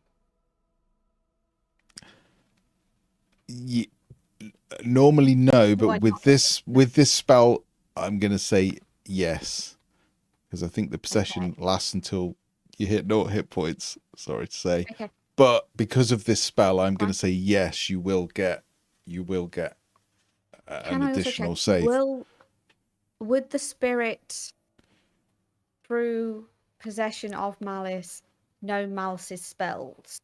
Yes, everything Malice can do, the spirit will do. It says you gain access. The ghost can't. Player versus player violence, please. Because I will try to hurt you all. I just tried to slap you, so go ahead. So what it says is you use the target statistics, but you don't gain access to knowledge, class features, or proficiencies. So no, I don't think it can use your spells, but it can. But it can use my weapons. Physically attack. Yeah. Okay, that's different. Okay, I'm less likely to kill you all then because I'm weak as hell. But yeah, that was the ghost is. That's a good move. That spell. We're Drodin. What's Drodin gonna do? Are we killing Malice now? Yeah. Well, that's all Sev had in his kit bag. Drodin might have a few more options. To be fair, No. the stabbing you're very good at. I'm just trying to find a suitable.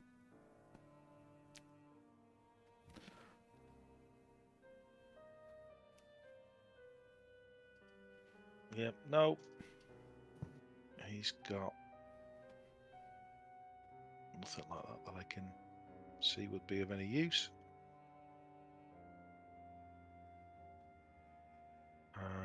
Just any gonna have to ideas? Yeah. Yeah, we're gonna have to. We're gonna have to put it down. Escalate quickly. They didn't take a lot of persuading. I didn't want to do this. I thought I said fireball for a split second. Yeah, I didn't want to do this. Like the fireball for lawyer. Because it could be any of you. Yeah, Malice just Is that a miss? dodges. Sees it coming and dodges as it goes over Serdy's head. Anything Sorry, else? Malice. Okay, Malice, going to give you another saving throw now because of the protection from evil. And what saving throw was it? It was charisma? Charisma, yeah. You can have it with advantage as well. Ooh, yeah. No, is it 23? 23, that's enough. Yeah, with Tink casting the spell on you, again, it's like being sat at the bottom of a well just looking up and you can just barely see what you would see through your eyes, and then suddenly you hear Tink cast something and it's like you shoot back up into your head and you feel the spirit get ejected from you, and indeed it appears next to you. Do you want to do any movement or anything else? That? I'll allow you to move. I mean, technically the saving throws is at the end of your turn, isn't it? But no, I'll stay. If I've just regurgitated a spirit. Yeah, oh, wow. It's probably more fitting that you go and it just comes out your mouth. Yeah. Definitely more Ghostbusters if it comes out your mouth like vomit. It's definitely more Ghostbusters. So with that, Beetlejuice. It appears and it is furious. It's like, get out of my house! And you just see the flesh sort of fall away from its face. Its mouth opens. The jawbone drops open.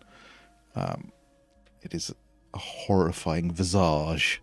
Can everyone make a wisdom saving throw, please, within 60 feet, DC 13?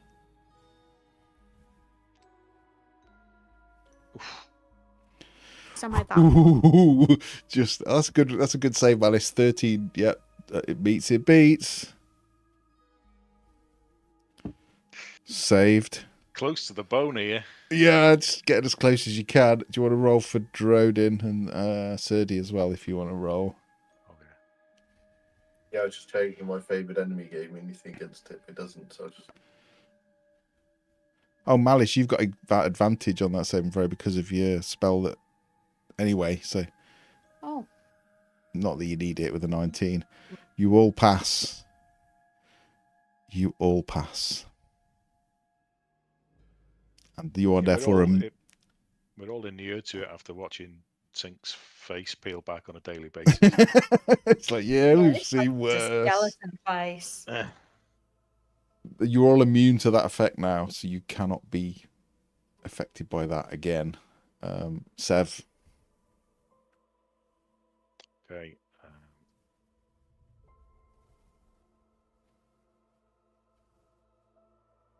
Go to sleep. Please. Oh, that should have been with advantage. It's all right, you hit anyway. Unless you get a 20. Yeah. Yeah, it's a hit.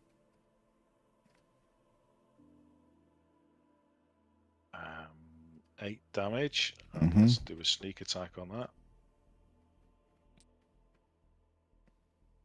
For an additional 15. Nice. Again, even with the magical weapon, it does not... didn't mean to delete him. Does not do as much as you would expect, but it definitely seems to be dissipating part of his form, and every time you strike, he's getting dimmer. The light is getting dimmer. But he's still furious that you are in his house. Anything else? I'm going to cast about and look for remains. Okay, give me a perception check. With disadvantage. Yeah. Just because I know where it is, then. Oh. 16. Sorry, what was that? The other one was a natural 20. But with disadvantage. If I'd known earlier, I would have got rid of your disadvantage, sorry. It was not a bad roll anyway, to be fair. You can see what looks like a tiny bone on the floor here. Whether it's remains, it's hard to say. It literally looks like a finger bone or a toe bone. It's tiny. It could be unrelated, but you can see it. Okay, that's all I got for my turn. Okay. Serdi. I should skim round.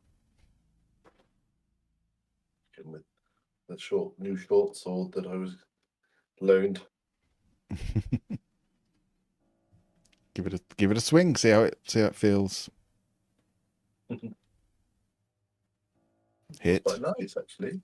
Yeah, good balance. Very well balanced.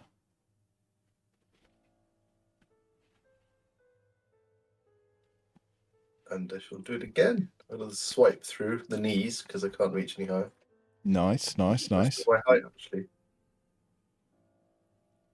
Oof. Yes. Ooh, tasty. Okay.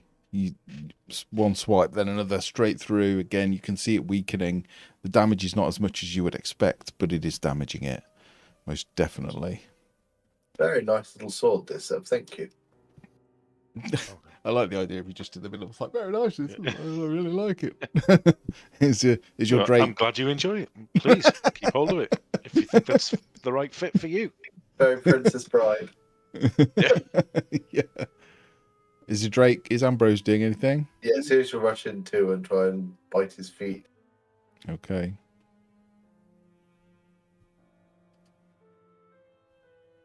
Does he have magical teeth?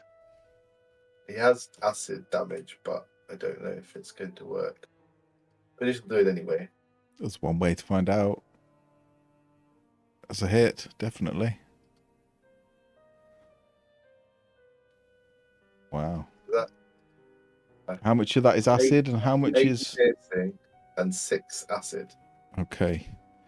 The piercing does nothing, but the acid does do some, but not as much as you would expect. Weirdly, the teeth seem to just go through, but the acid seems to hang on its form, and you see it melting away.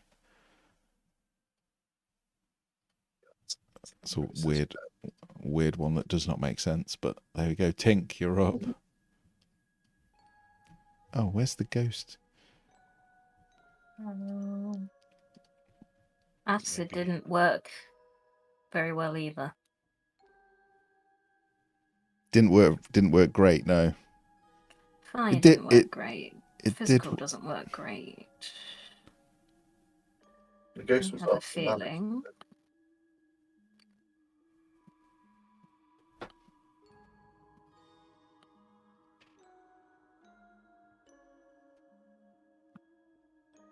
Intelligence save, please. Intelligence. Oh.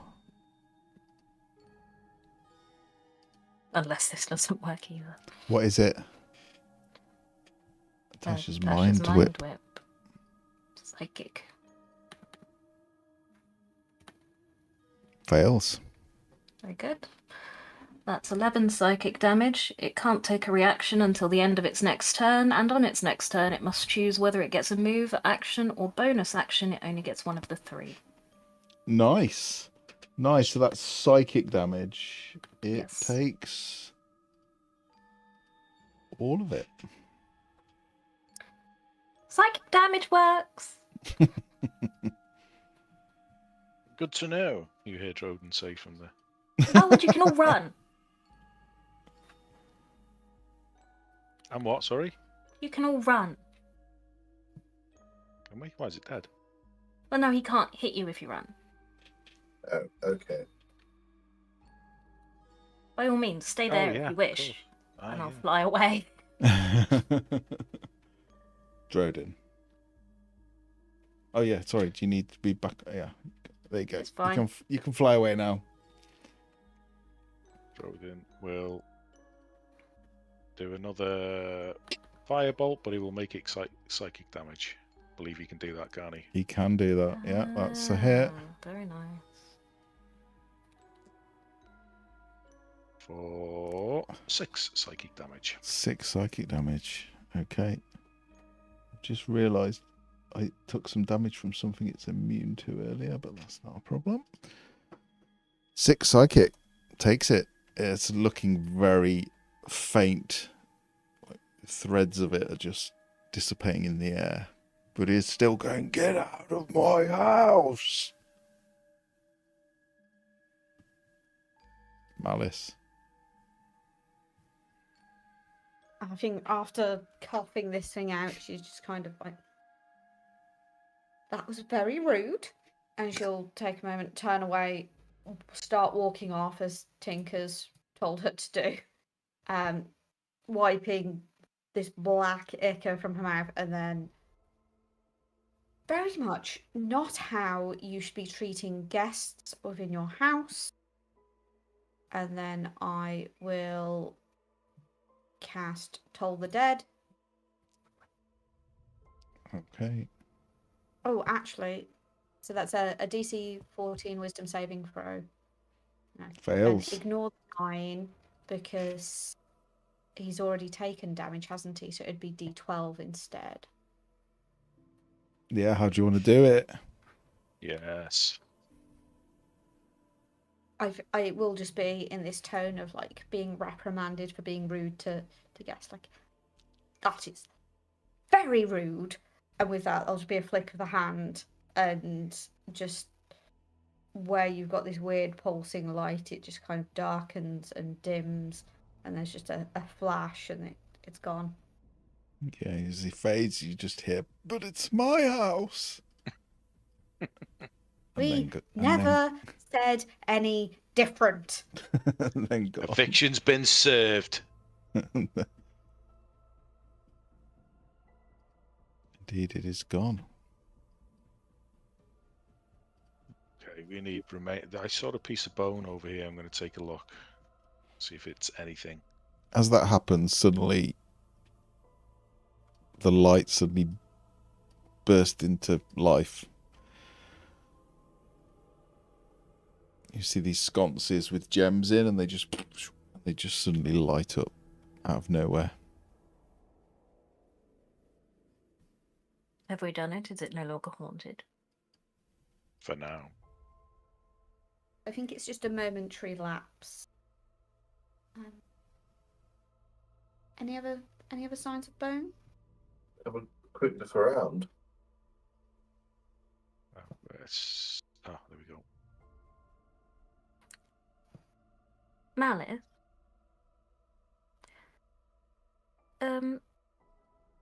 After your conversation about wishing to pay respects to the dead, etc., I assume these souls, in your opinion, I shouldn't take and use as,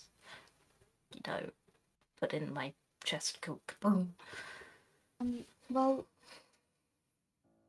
I feel that the ones that have been trapped here maybe not, but if we are to deal with some of those slimes, gelatinous masses, and there were quite a few, and they are all living creatures, so they will have souls. So you can probably take as many of those as you wish.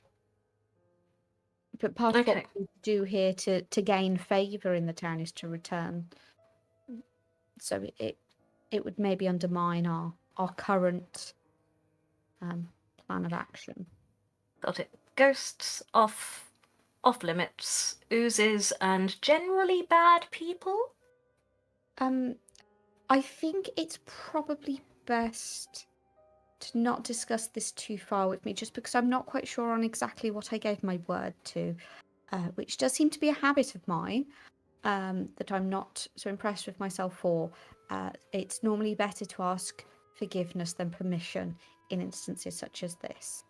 Good to know. Also, as the captain, if you need to talk to someone in HR, but you are HR, does that mean I need to talk to you about that?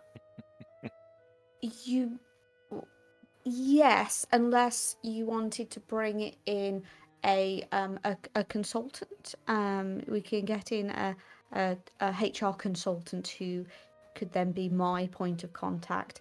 But then it depends on if you want the politics of the crew to kind of be discussed outside of just the crew in general. But otherwise, yes, you would be my first port of call as my captain and friend.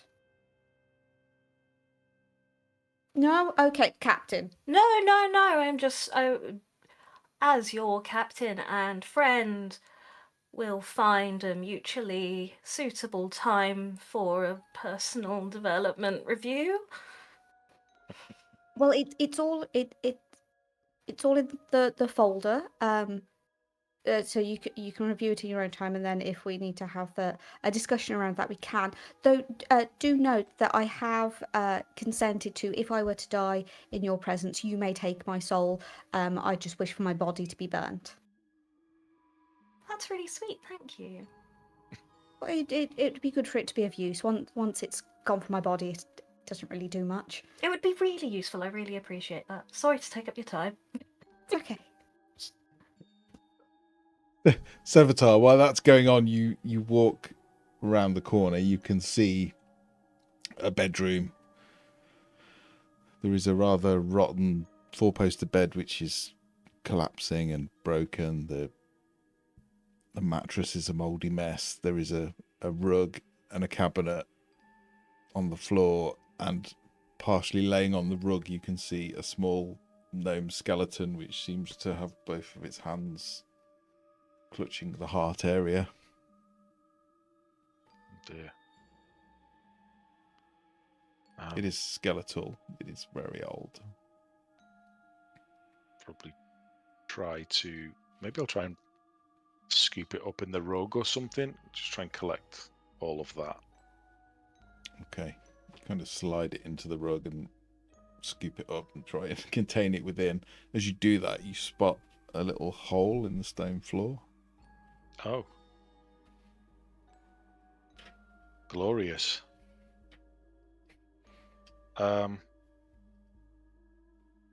Dancing light over here, if somebody gets a moment, please. Yeah, I'll shift. But while recast and shift the dancing lights over. See if that helps us see further down into that hole. You can actually see now that there is a brick within the floor that has a hole in the middle. It looks like it might pull up or pull out. Does it look like it's trapped in any way? Give me an investigation roll.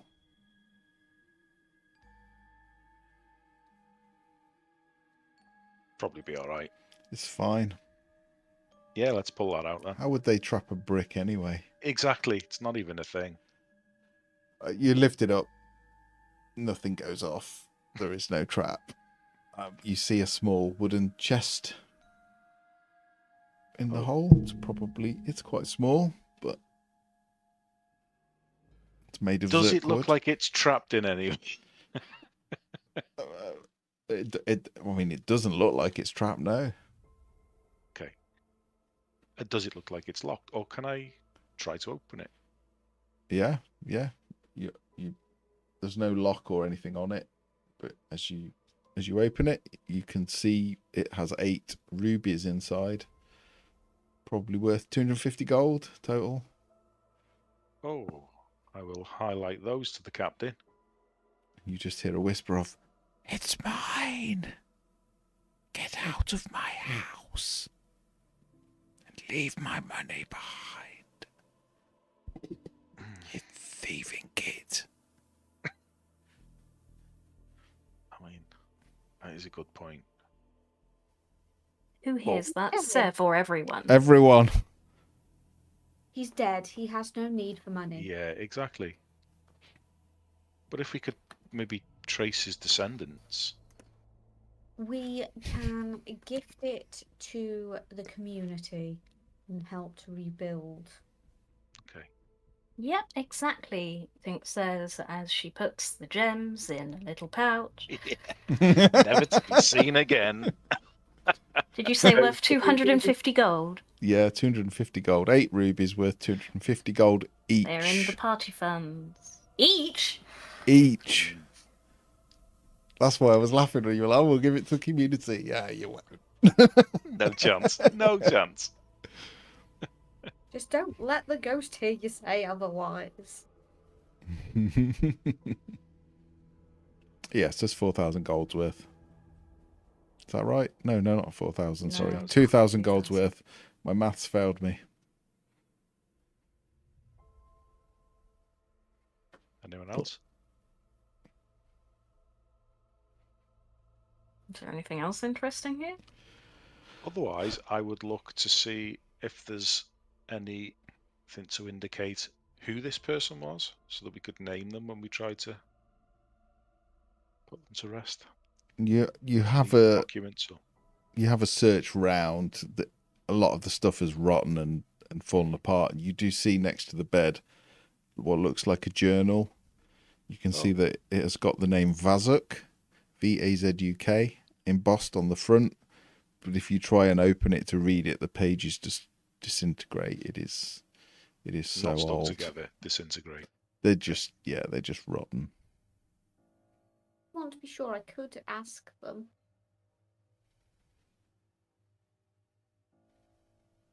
Good point. Well, I mean, only if it's necessary. I mean, it would be a nice thing to do if we could. Oh, we have a name anyway. If this journal's anything to go by, Vazuk. That's enough, I think. And maybe the Baron Warden would Yeah, maybe recognise the even name. yeah.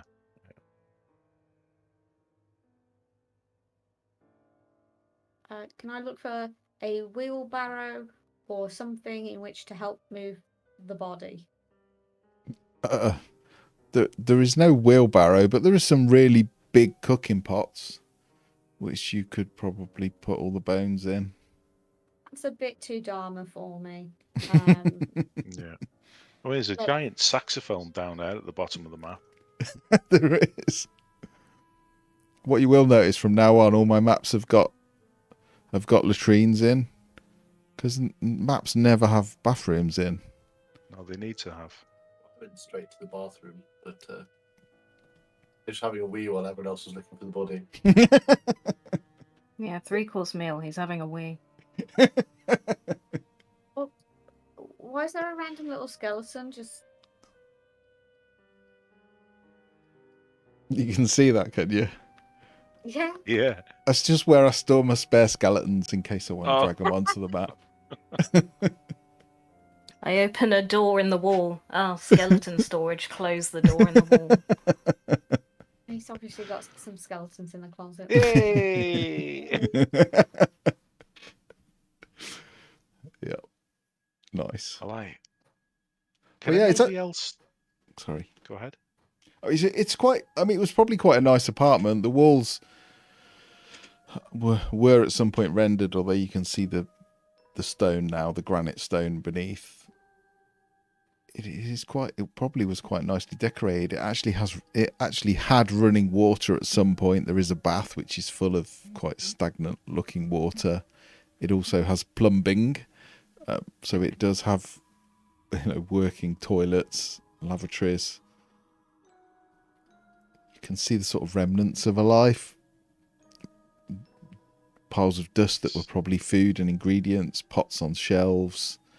There's a dining table with 2 or 3 chairs, which are all sort of tipped over and broken as if they got knocked over in a hurry. But other than those gems, it is, the render has fallen away. The furniture is rotten and broken. The bathtub still looks solid. The toilet still works, though. As the strongest person who is the same height as Sev, other than Sev, obviously, I'll attempt to help Sev carry the corpse, but I'll attempt to help Sev carry the corpse in the same way Hazel helps carry heavy things, which is not particularly usefully. It's more You just touch it. I make the moves to, Yeah. but I'm taking no weight. Yeah. Probably with balance. I've got the heavy end. Yeah. Groden and Tink probably create mage hands, which do very little. Yeah. They look good. With all this help, Sev's like, Why am I so tired? There's so many people helping. My strength score is a 9. Drodin's is an 8. Like, If there's some cloth around, we could wrap it up in the cloth and strap it to Ambrose's back. And well, it's already wrapped in this rug. I did half wonder if maybe a lot of the weight here is in the rug. It pretty much is all rug. It's quite a deep pile. I've got to be honest. It is a very well made rug, and it is only a gnome skeleton, so it's not massively heavy, but the rug is. Yeah, maybe I didn't think this through. anyway, it's not that far. Anyway, it's Ambrose's problem now. Oh, poor Ambrose. Is Ambrose big enough to have a dead gnome strapped to his back? medium-sized creature. Yeah, but not. He's in a quite yeah. big. He's probably like Great Dane sized by now, I would have thought. He's quite big. A gnome skeleton, that'd be fine. I've ridden on him, so he can carry me on his back. Well, I think that's a job well done. Do we go back to the catacombs to finish up, or do we? Can anyone else smell cheese? Can, and I feel like it's calling to me. But yes, no, maybe we should take this back first, and then we can cheese and rest up for the evening. Yeah, I'm not sure I could fully enjoy the cheese, knowing that this was waiting to be done. There's nothing. The only thing nicer than an unexpected cheese course is a cheese course you've earned. Mm. It's an expected cheese course. Yeah, quite right. You need to build up the anticipation. Yeah. Okay. Up to the catacombs. Okay. You trek across town, back across town, with no real issue, and find yourselves back in the catacombs. If I can find There's so many maps in Blingdenstone. As we walk towards them, can we whistle so we are less likely to scare Glyphic? Yeah. Yeah, you whistle, and as you step in, you see him sort of calmly, like trying to sit on one of the stone crypts, as if as if he didn't know you were coming. But he was obviously very calm and collected. And he waves. That was quick. Birdie's sort of leading Ambrose, and Ambrose is doing his best to walk kind of funereal into the crypt. Go for this back. How did it go? Did you go to Rockblight already? No, we just went to your house. I thought we'd resolve that issue, and you were somewhat successful. Did you? Well, you were somewhat. Yes. Well, we got shouted at first. I saw True Oblivion, and Oh, did that to you? Did that to me? Not very nice. no, quite uncomfortable. You had to be cleaning for 4 hours. Like cleaning out the latrine. I've got to say, it didn't look like it. Place is a shithole. Yeah, it's a lot of work to do. So he's gone. You got rid. Well, if you've got a clear plinth for us to place him, then hopefully. The Barrow Warden will be most pleased, and I am very happy. You're a good person. Do you want? Did you get the body? Yes. Yeah. Is it just one, or? Oh. Were there multiple ghosts in your house? No, just one. I'm just checking. Yes, no, just the one. Heard a rumor that there's some random skeletons in the middle of the rock for some reason. It must just be a rumour. Yeah, I think it is. You can put the remains on this one. Did you know Wazik? Who? Wazik. Like 200 years ago? Do I look that old? Well, I don't know how old he was. Maybe he was a famous elder or something. I don't know. I'm only like 62.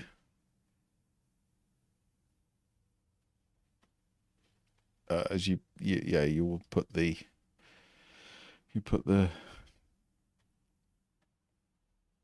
bones on the stone again, and Glyphic will close his eyes and mutter a few words. You don't quite catch what they are, and you see that same spirit appear, but this time there is no empty sockets. There is no like hole in the face where the nose should be. They seem whole, and you can see that they're quite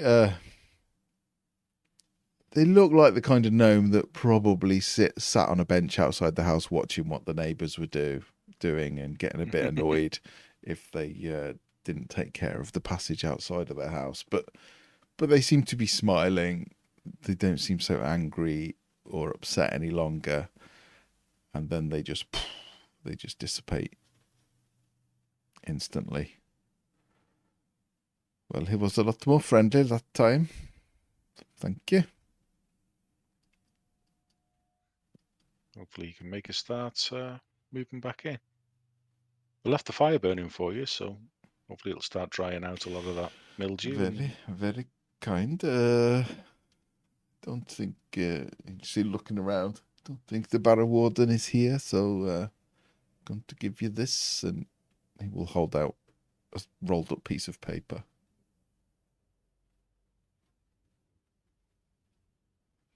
It is a scroll of greater restoration. Yes. Oh yeah.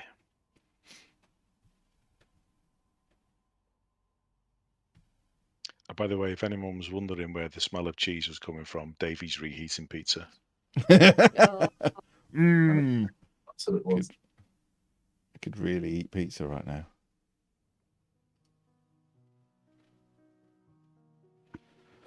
I like pizza. yesterday's pizza. I like it cold. Any day's pizza's good as far as I'm concerned. Pizza's pizza. Breakfast pizza. It's the only food group that doesn't have a use-by date. That's technically not true. No, because he eats it before it gets to that point. Yeah. Yeah. And yes, I did call pizza a food group. For internet purposes, Come at me. for internet purposes, it does have a use by date. It does. Where would you like to go next? What would you like to do? We did promise ourselves some time at the Foaming Milk. Yeah, we need that cheese. Fair enough. I've heard in certain corners that they say the best thing for post-possession is a good cheese round. Fortifies the soul. It's medicinal, yeah. If you've ever been possessed. I have, So, and I agree. yeah. So just for medicinal, for malice. I mean, we'll get nothing from it, but we'll join in anyway just to keep you company. It's not for us. I mean, you could head back to the Foaming Mug. You're not a problem. It's very, very close. You can probably smell the ale and the food cooking. It's about 6 o'clock now.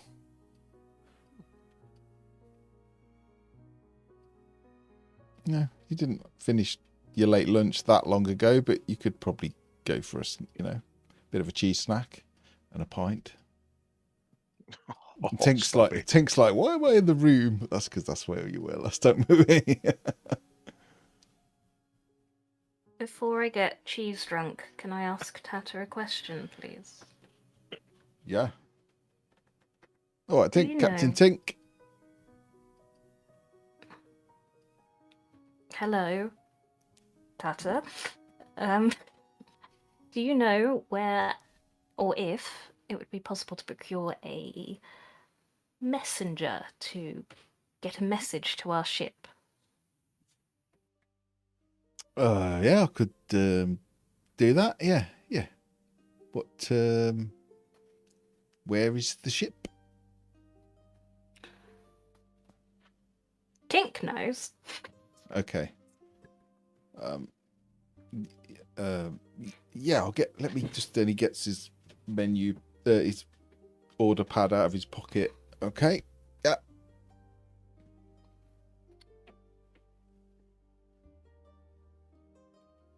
Okay, no, I need the rest of the group for this. How many do you think need to stay on the boat? Well, technically none. It's more for security than anything, and if we just leave like goblins on there, then it's taken anyway. So Maybe a better request, Tata, is: do you have any house sitters, but boat sitters? Not really.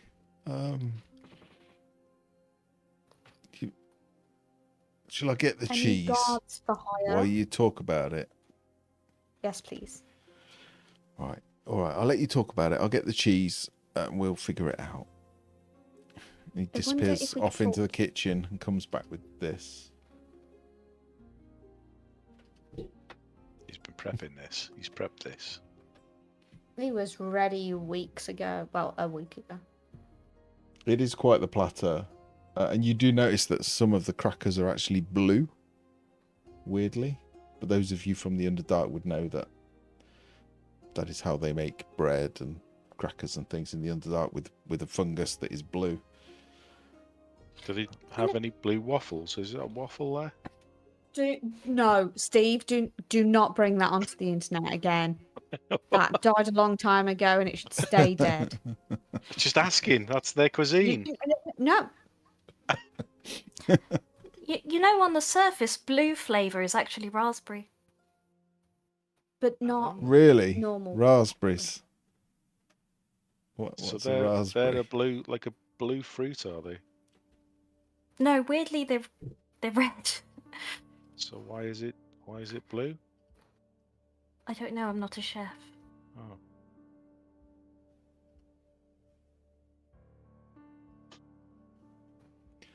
It looks delicious. There's lots of quite hard looking cheese. There is a few softer looking cheeses, which you suspect maybe surface cheeses. Nothing wet though. Nothing wet. The one in the center on the board is definitely very soft. And if you try it, it has been warmed up, so it is. Yeah, I guess it's close to wet. That's a wet cheese. If it's melted, it's wet. It's wet. Yeah, it's pretty soggy. Soggy. Right, what? I haven't got any people for hire. I've only got 3 people in the kitchen to run the whole place. Admittedly, you are the only guests at the moment, but I can't really spare anybody. But I can send one with a message. Do you know if there's anyone else in town that could do that? Sorry, Hazel. Maybe we could ask Axel, as they do seem to be involved in gardening. I think they might be a bit reluctant to send people out because we are a bit short-handed on everything. I mean, maybe if you stayed here till a bit later and you paid someone, they might do it for you. Well, we would pay for the gardening, and obviously it would bring more people into the town to then spread the message about how wonderful it is. And Yeah. I'll put it on the notice board outside. Yeah. okay. So wanted gnomes for hire to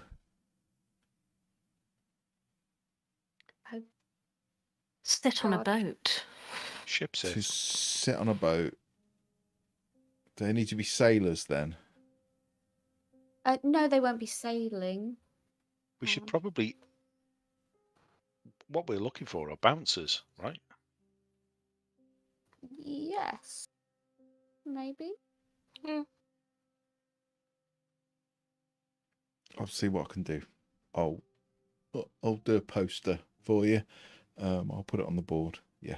What are you paying? How many do you need? How much are you paying? What would you say the going rate would be per day? We're not really sure of Blingdenstone's general economical situation. We definitely don't want to underpay. So I was just wondering what you think. Just making sure that the boat is I mean, manned. working in a mine, you're probably looking at 3 to 5 gold a day, depending on what they're mining. And that's who you're going to get in here as miners, pretty much, because everyone is pretty much miners. I don't mean children. I mean they dig holes.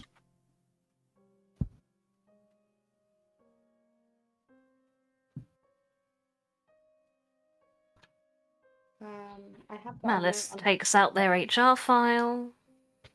It really fits that Drow invented HR in Faerun. Yeah, Such a cruel thing to do. Yeah. Yeah. That's true evil. Cruelty without any purpose. So I'm back by my notes from when we originally played Vampire, so this is 8 gold. a day. Well, if they're used to 5, we want an incentive to take them away from a day's work. But it's 3 to 5, and they don't have to do as much physical labour. 3 to 5. 6 gold.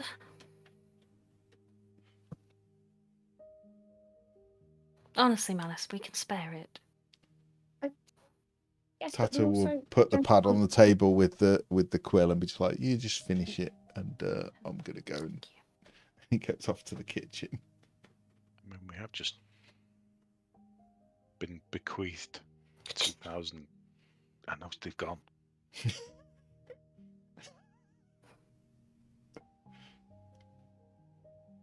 So, this is what's known as trickle-down economy. Do not bring that economics. economy onto my boat. This is us trickling it down now. So, crew daily rate. A trained sailor is 2 gold. Hemeth, we were paying 3 gold. I think I think we said we'd up Hemeth's, but so I don't remember exactly what he's on now. But yeah, we said 2 gold for a trained sailor. We can't bring on crew, pay them more No. than the rest of the crew. Yeah. What's RPI? Yeah.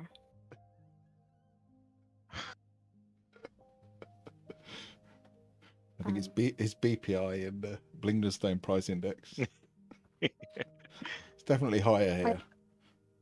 I believe that if we're offering them pay, but for an easier day's work, we can always offer it for shorter shifts, so that we could actually hire more people.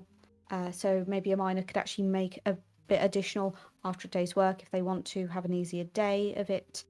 So I think the 2 gold as an offer should be fine. And if they want to maybe offer further services, or they want to offer more protection or something like that, then that can be negotiated. How about this?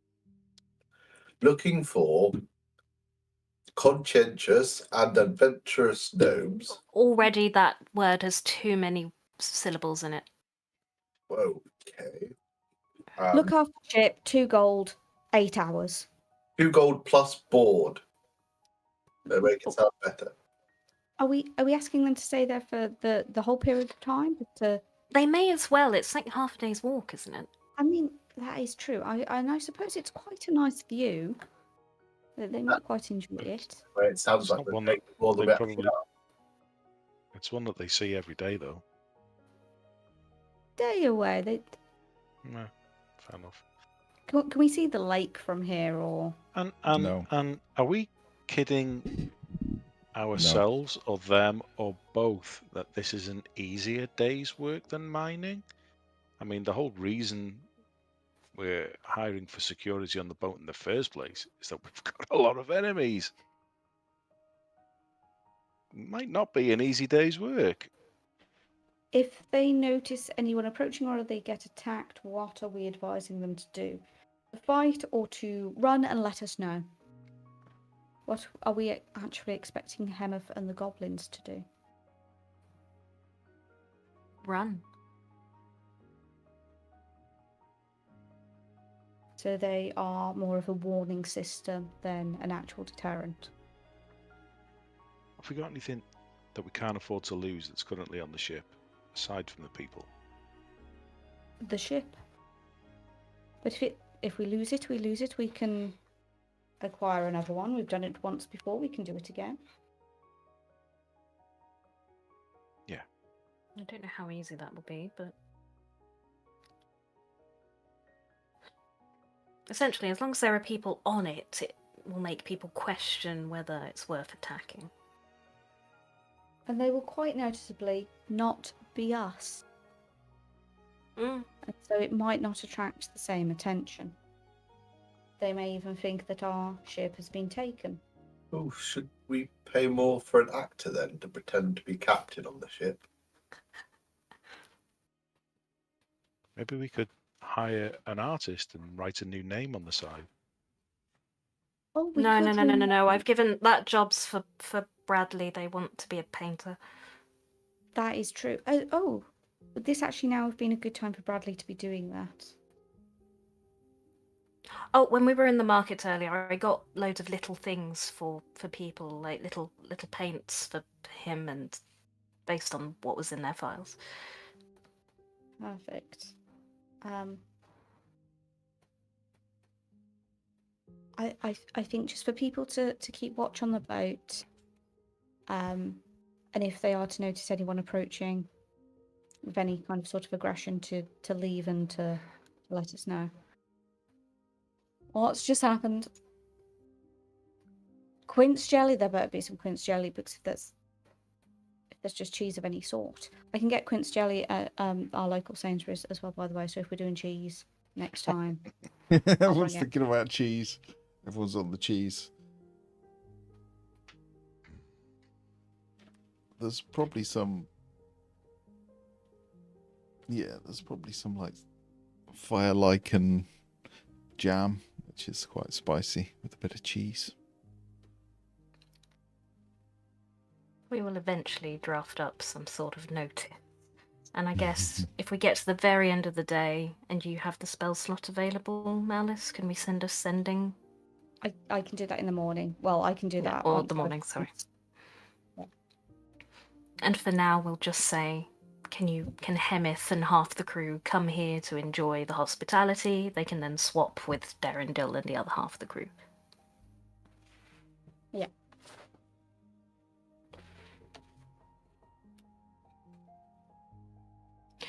Cheese and mushrooms! Woo! I've Okay. missed Darendil. I'm looking forward to seeing him.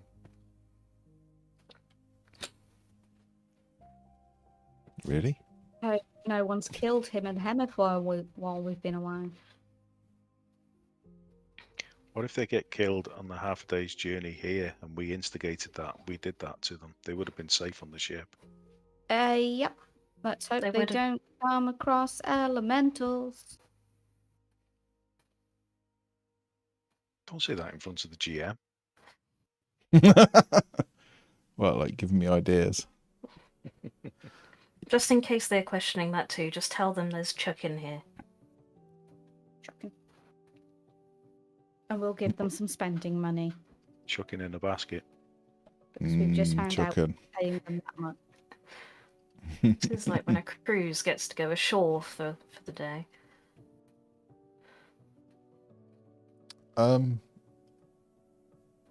You are reminding me. So obviously they are looking after the boat. So who?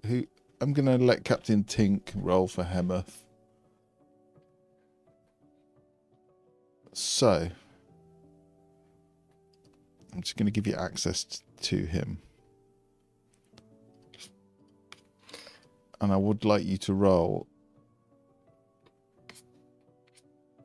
a perception and a survival check, please. Don't hurt him, Captain. Oh, If you God. just if you search for Hemeth in the characters, you should be able to see it. I'm No. going to allow you to have advantage for both roles because he has got the whole crew, so that they will be. Oh, it's 1M. Yeah, sorry. Sorry, what checks? Perception. hmm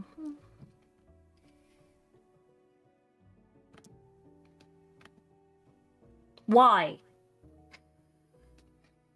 Okay, 6 with advantage. Right. Okay, and then can you roll survival or nature? You can choose. Actually, I think it's survival though. To be honest,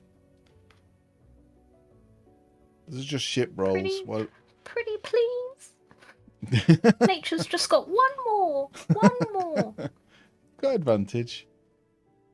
I don't think nature's not appropriate. Sorry. That's better. Okay. That's fine. It's not, but I don't know that. That's fine. You'll find out later. It's all good. It's all good. Don't Oh, panic. for No, it's just while they're away, it's just that they will be keeping watch and doing various things. Back to you all. Yeah. I'll work out how much gold we need to deduct for what we're actually paying them. If GM can let us know how many days it's been at some point. We don't need to do that now. Okay, well at the moment it's only been one, hasn't it? So Well, no, I mean we haven't paid them So we have to try- since we got them. yeah. That's fine.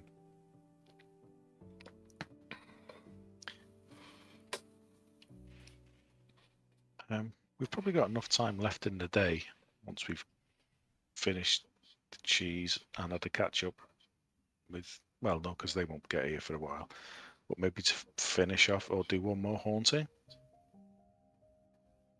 The other ghost that was said to be near the foaming mug. Yeah. Which is where But we are what- right now. You've done that ghost, yeah. Mm. Oh, so was the Oh. Glyphic ghost and the foaming jug were the same ghost? Yeah. Oh, okay. You were literally just round the corner from here. That's why the cheese clearly tempted you. You just were thinking about it.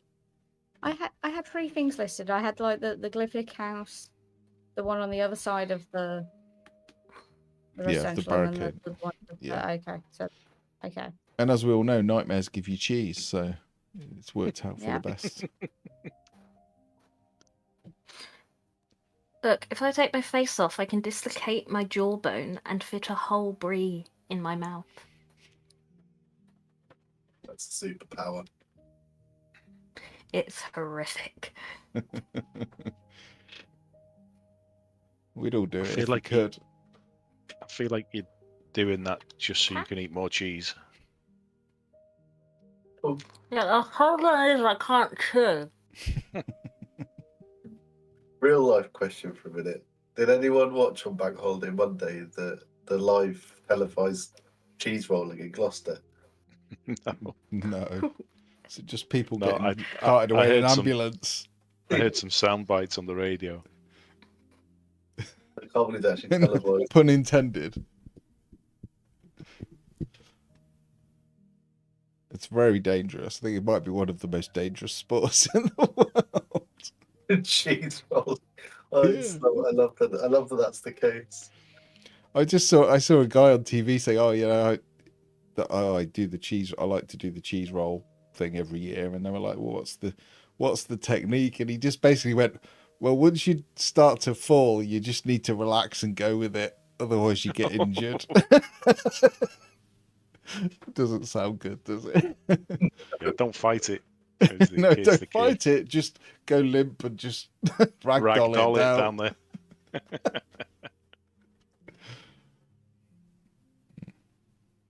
Yeah, words to live by. Yeah. Actually, if you think about the size of a brie and the size of Tink, it'd actually be incredibly impressive. That would be one of the joys of being that small, like 18 inches high, would be that cheese would be so huge it would last you for ages. In my head, if Tink were to take part in a cheese rolling competition, due to her ability to fly and the size of her, I just imagine her kind of like running on top of it, but like, you know, the way that people run on barrels. That's my head. The problem Yes. now is that I've put this whole brie in my mouth, so none of you can have it unless you're weird. You are just- the captain. I'm going to spend the next 20 minutes asking Tink serious questions.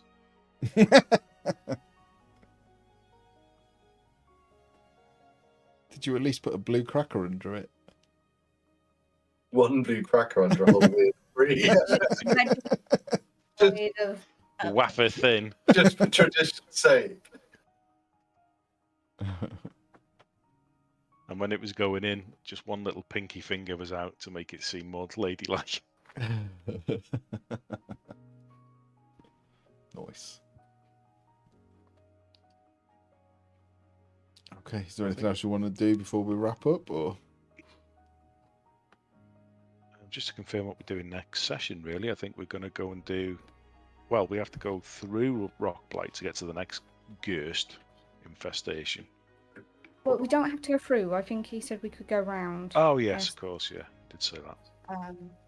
So we could do that. Where exactly are the were at? So the map as it is, north is actually the right-hand side of the map. If that makes sense. Yeah. It is a bit confusing, but that's how it is in the book. So on the map, this main map, up is west. West. Down is east. Right is north. And left is south. So the were-ats are to the west. Probably to the southwest, maybe. The west and southwest. So kind of around here somewhere, if you can see the ping in. So this doorway here, oops, should be locked. This doorway here and this one here probably head into... I'm pinging it, but you're not on the map, are you? Sorry. I am. You are. So yeah. So north of the Traders, west of the Traders Grotto, up on the map. Up. So those locked gates. Don't even think the stream can see it. Yeah, it's on the stream. Yeah. Upwards, where rats? Is there a name for that place? So we've got like Gold Whisker White Warrens. We've got Gold Whisker Warrens. Yeah.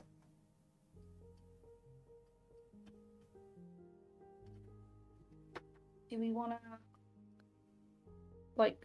I got it written down as ghosts, were rats, and blight,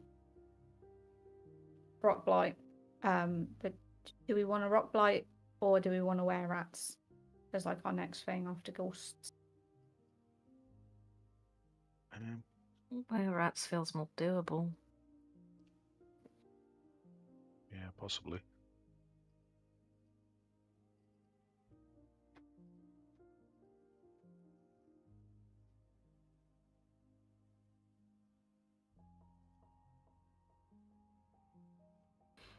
Okay. I'll put that on the map.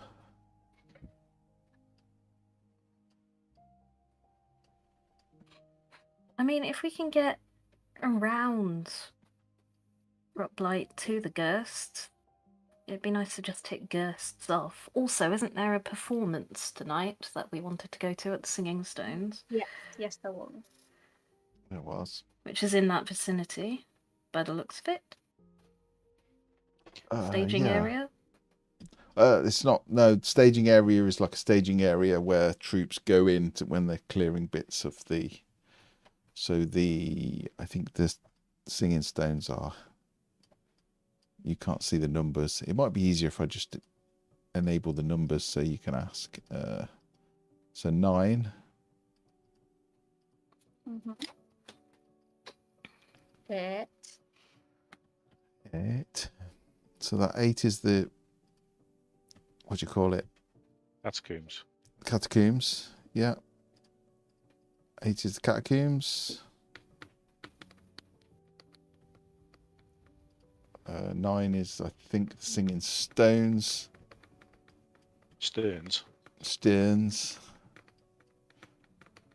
Yeah. Not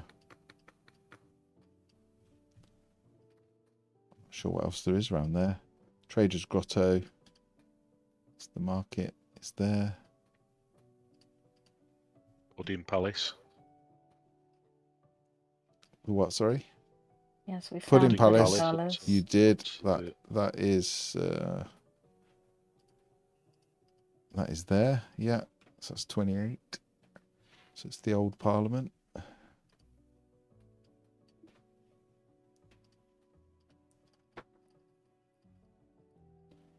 There's no harm in seeing if we can't get round Rockblight to finish off Gursts, and if we can't, then we'll go to the Were-Rats.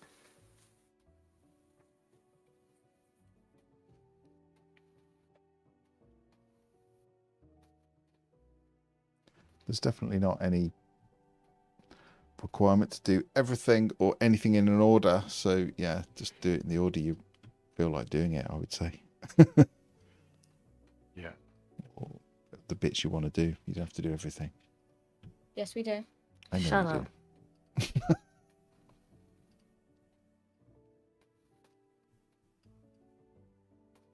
Yeah, so if we refer to that bit as the Gold Whisker Warrens, that bit as the Pudding Court, and that bit as the Rockblight, it's kind of a bit easier to visualize it. You should be able to see those names now.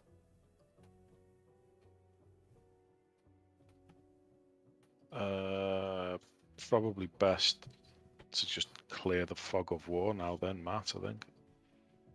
Oh, is there still a fog of war? There is for me.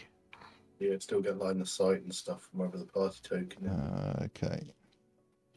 So the Singing Stones are 15. which is actually not where I thought it was. It is actually here.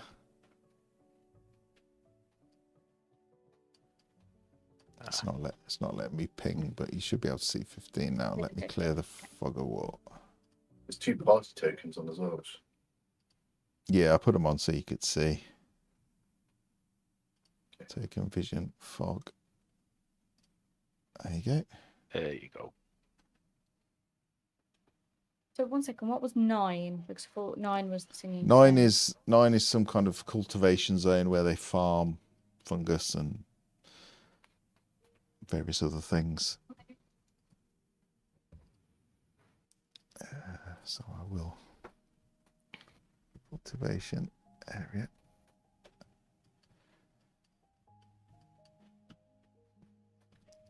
I can tell you what everything is actually as I'll enable the numbers. So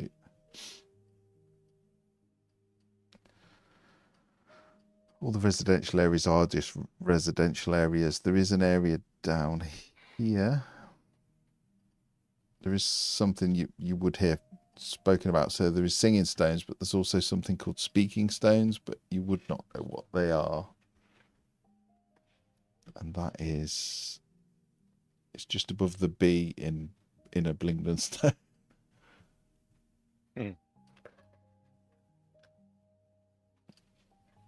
Okay. If I'd have thought about it, I'd have just enabled all the things beforehand. There you go. So 13 is speaking stones. Sweet. My wife. And there's going to be. I'll enable the other numbers, but I won't tell you what they are until you get to them, because you wouldn't know. But if you want to go to a particular place, you can just tell me the number. Okay.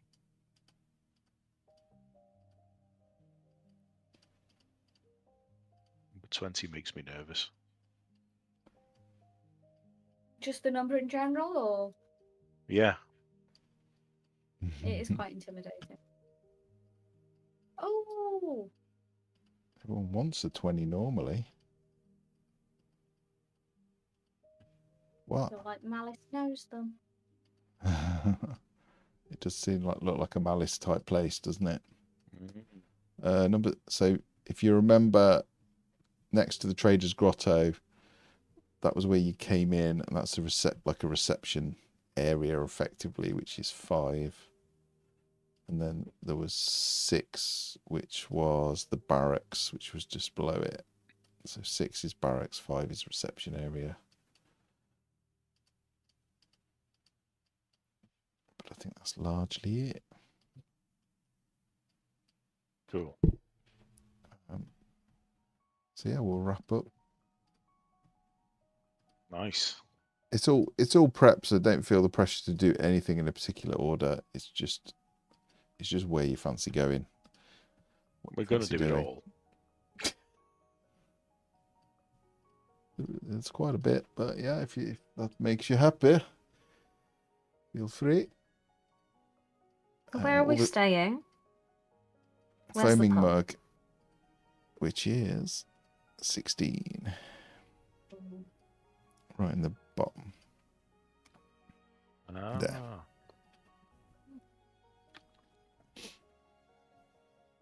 Sorry, I thought you could see that. I just realised a lot of it's hidden. So all the 12s are all the 12s are residential areas. Okay. Excuse me, sorry. 13 is speaking stones. 15 is singing stones. And I think other than that, you've been everywhere else. Other than Rockblight and Pudding King area and the Gold Whisker Warrens. Right. We got a plan-ish. It's the closest to a plan we've ever got before. Yeah, and we'll never get there again. What was that? We probably won't follow this one. What can happen in a week? You can. Plans are not to be followed. What's the point in having a plan if you can't ignore it? Mm-hmm. Yeah. Okay. I'll take us off. Very Bye bye. good. Bye, Davey. I hope you saved me some Bye-bye. pizza. It was nice. My wife. Bye.